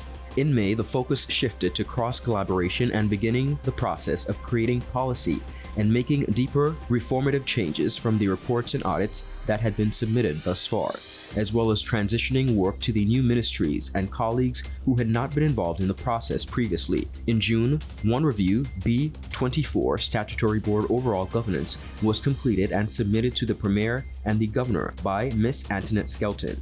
Its recommendations would be considered and integrated in the new statutory board policy that is being completed. The implementation focus continued to be on cross-collaboration and creating policy to make deeper reformative changes from the report and audits that had been submitted. In July, the review considering the issuance of belongship and residency status B33.1 was completed.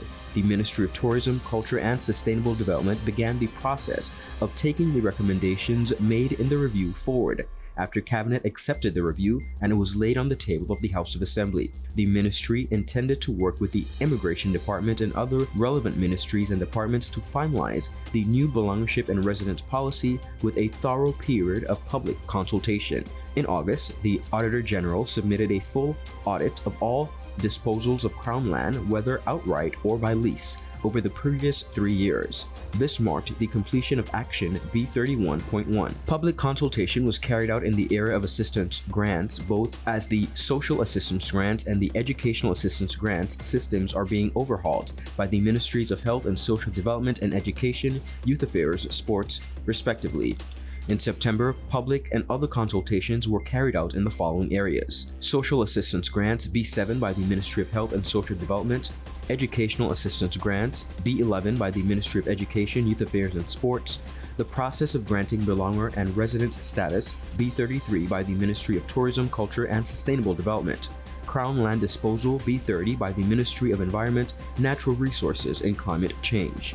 Cabinet approved the COI implementation plan, formally approving the tools and procedures being used for COI recommendation implementation, tracking, and reporting. In October, public and other consultations continued in the following areas: social assistance grants B7 by the Ministry of Health and Social Development, educational assistance grants B11 by the Ministry of Education, Youth Affairs and Sports, the process of granting belonger and resident status B33 by the Ministry of Tourism, Culture and Sustainable Development, Crown Land Disposal B30 by the Ministry of Environment, Natural Resources and Climate Change. The House of Assembly held an informal meeting to fully understand the implications of the changes to the Public Registrar of Interest and gave their formal input on how reform would be most effective in this area. In November, the Constitutional Review Commission submitted its report to the Governor and Premier. Consultations continued in the following area: assistance grants, educational assistance grants, the process of granting belonger and residency status, Crown Land Disposal. And finally, in December, the Registrar of Interest, Ms. Phyllis Evans, was appointed. The government of the Virgin Islands has appointed Ms. Phyllis Evans as the new Registrar of Interest. Her appointment took effective November 1st, 2023. Ms. Evans brings an extensive and accomplished history in the public service with over 14 years as the Clerk of the House of Assembly.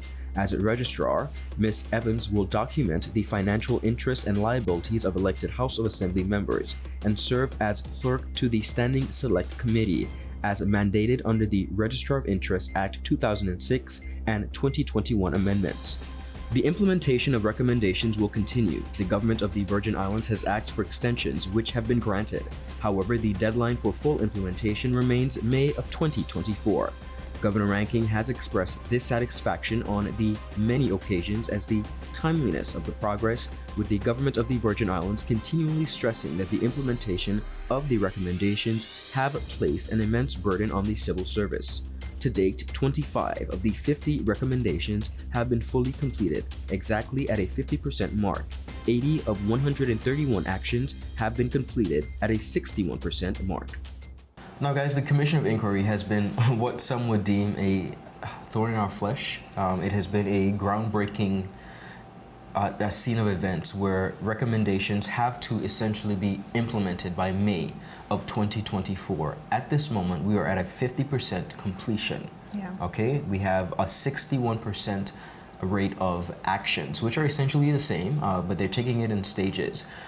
Despite the government of the Virgin Islands saying, you know, it's been a strain on the civil service and the workers, you have the governor who's essentially saying, I'm not necessarily pleased, and he said that multiple times, I'm not pleased with the progress. So I think going into 2024, particularly to meeting that very stiff timeline, is something that we as a territory, we have to essentially pay very, very close attention to. Now, you mentioned the governor. Of course, we're wishing him a happy retirement because this is the end of his diplomatic service. But with the new governor coming in, a lot of people are concerned as to what that could mean for the COI implementations. Governor Rankin, of course, has said, like you mentioned, that he's not too pleased with the progress, and with repeated reports still having the exact same number of reforms completed. So we're really anxious to see what the new governor is going to have to say. And that is a really good point, because we have to see what his agenda is as well. With the Ordering Council still dangling over the territory's head, you know, what happens if those recommendations are not fully implemented come the end of May? And we're still looking forward to Governor Rankin's final gift to the territory, his final quarterly report.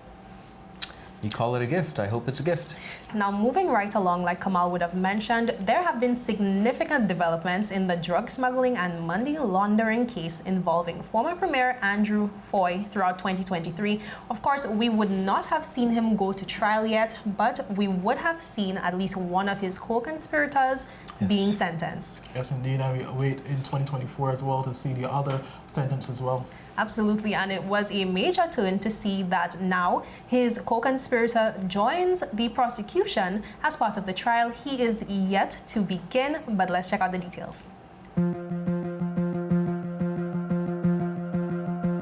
Continued delays have characterized Fahie's anticipated advance to the courtroom, with a third delay granted this year, pushing his trial to a scheduled date of January 8, 2024. Following Foy's arrest on April 28, 2022, he initially was scheduled to face trial starting July 18, 2022, alongside former BVI Ports Authority Managing Director Olivine Maynard and her son Kadeem Maynard, who are also accused of taking part in the cocaine trafficking conspiracy. But that month, the court agreed to the defendants' unopposed request to schedule to January 17th to give them more time to prepare. Last November, Foy requested a second extension, noting that the November 9th superseding indictment against him and Miss Maynard added a new count, interstate and foreign travel in aid of racketeering. In addition to the three they were already facing along with Kadeem Maynard: conspiracy to import a controlled substance, conspiracy to engage in money laundering, and attempted money laundering.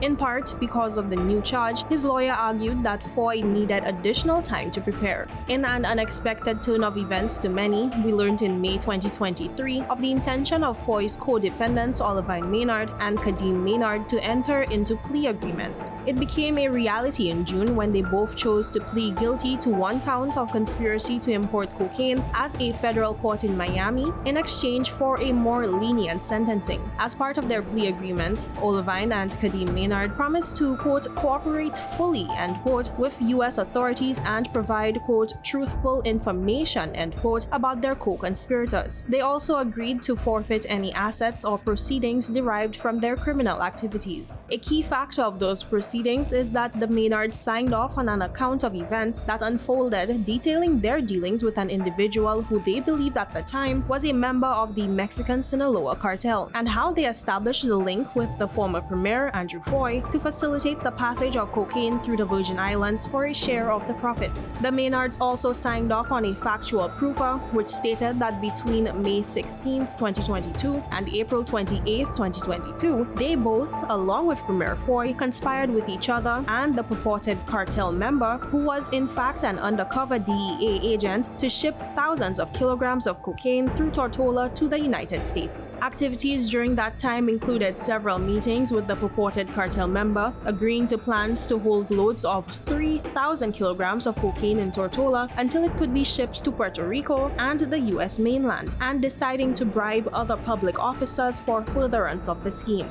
The Maynard sentences were initially scheduled for August 21, 2023, but were later rescheduled. While Olivine Maynard's sentencing won't come until the new year, Kadeem Maynard was sentenced to serve 57 months in prison during a hearing in November.